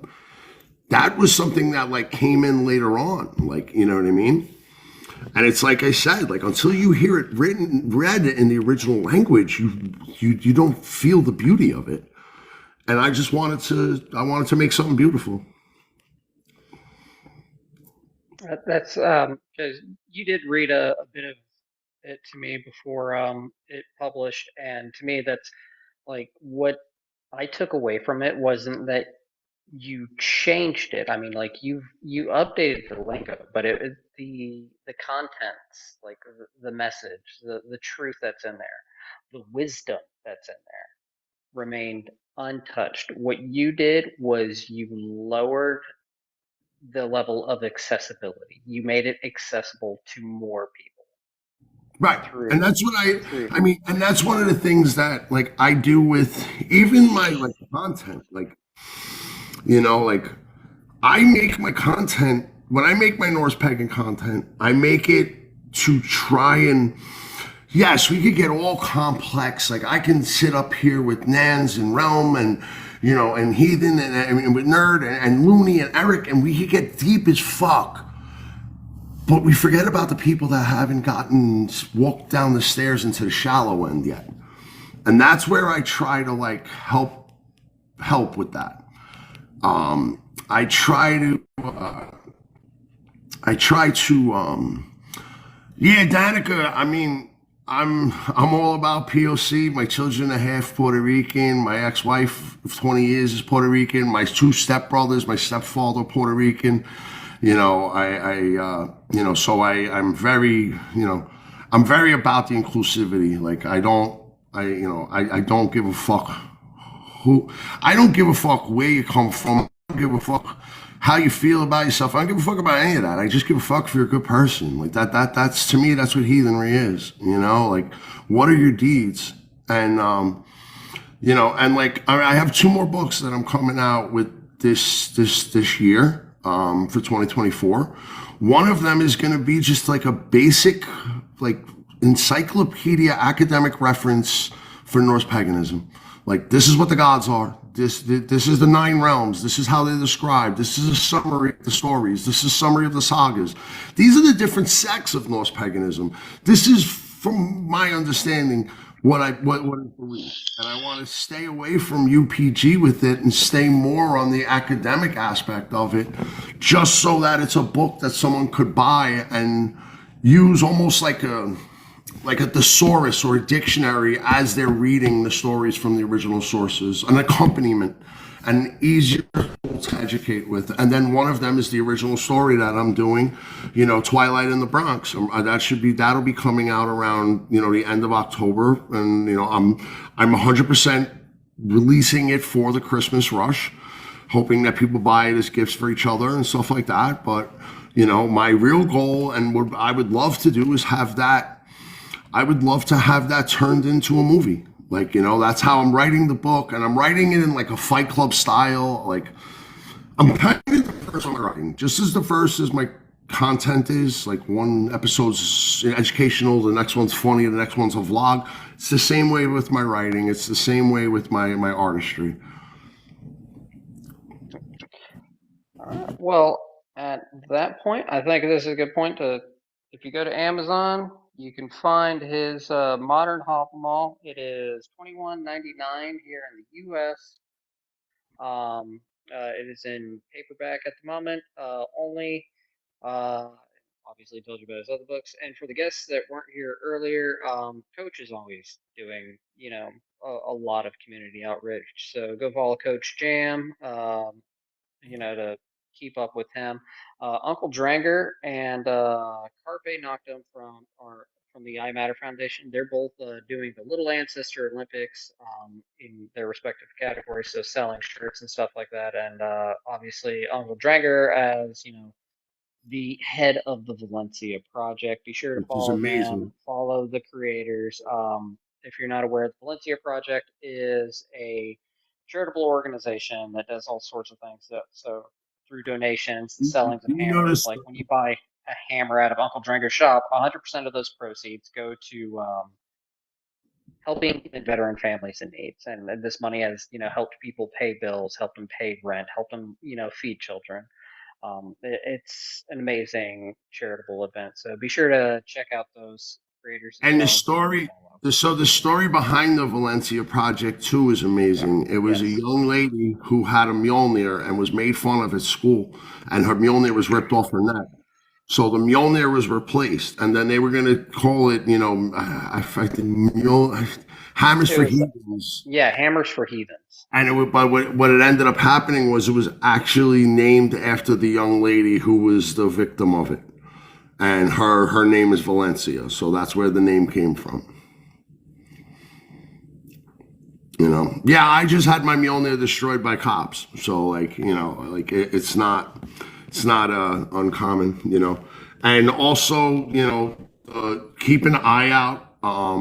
As soon as I'm done with my legal issues here, I will be traveling the country to film Pagans in America, which is a documentary, and the proceeds from the any money made from my book is going towards the paganism. Somebody's sending me a wood one, happily, Heathen, but if you'd like to carve me a stone one, I would happily wear it. So any profits that are made from the books or any of the products that I'm about to come out with very shortly again, they're all going towards funding the documentary, because I am trying my hardest to self-fund the documentary so that I have creative control over it.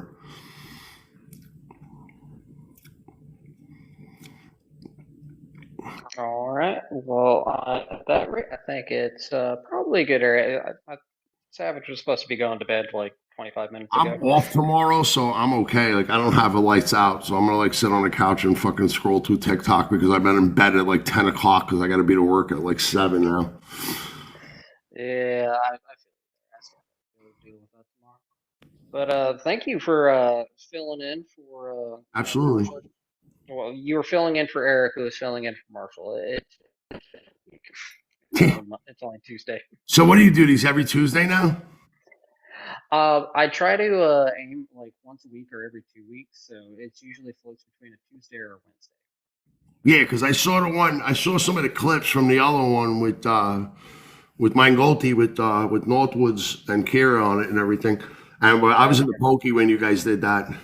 I was locked up.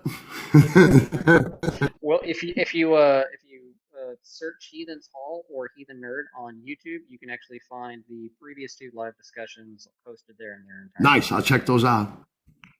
So they're kind of lengthy, like this one. This kind of format it does tend to run a little long, but good conversations are had, especially the last one. Last one was fantastic with Northwoods. Yeah, I love him, dude. I love that man.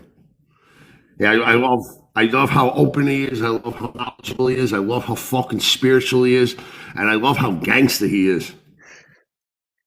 Yeah, no, when before the live, we figured out we had a lot more in common other than just like the Marine Corps. Like there's a lot of aspects between our lives that are kind of mirrored. Obviously, his job in the Marine Corps was he was a trigger puller. I was not. I was a deep Yeah, dive. yeah. He's definitely the kind of yeah. I'm glad you're spiritual because otherwise I'd be in Yeah, trouble. he's a seer and shit. Like when society collapses, that's the man you want to have. Oh, bro, I'll be up in Northwoods in a heartbeat. Like it's like when there's a poop hits the fan moment. Like they Yeah. are they're an amazing kid, in my opinion. I love the fact that they're like self-sufficient. I love the fact that I love how their community is. I just love it. But they're definitely a stop when I hit the road. I'll be staying there for a minute. I'm sure they'll love having like for your documentary. Yeah, yeah, yeah, They'll be like, "What, you want to film us for once? All right, cool." yeah, yeah. No, absolutely. All right. Well, thanks for stopping by. I'm gonna get out of here and get my butt in the shower and get to bed. All right, but have a good night. Stay fucking savage. All right. Have a good one, everybody.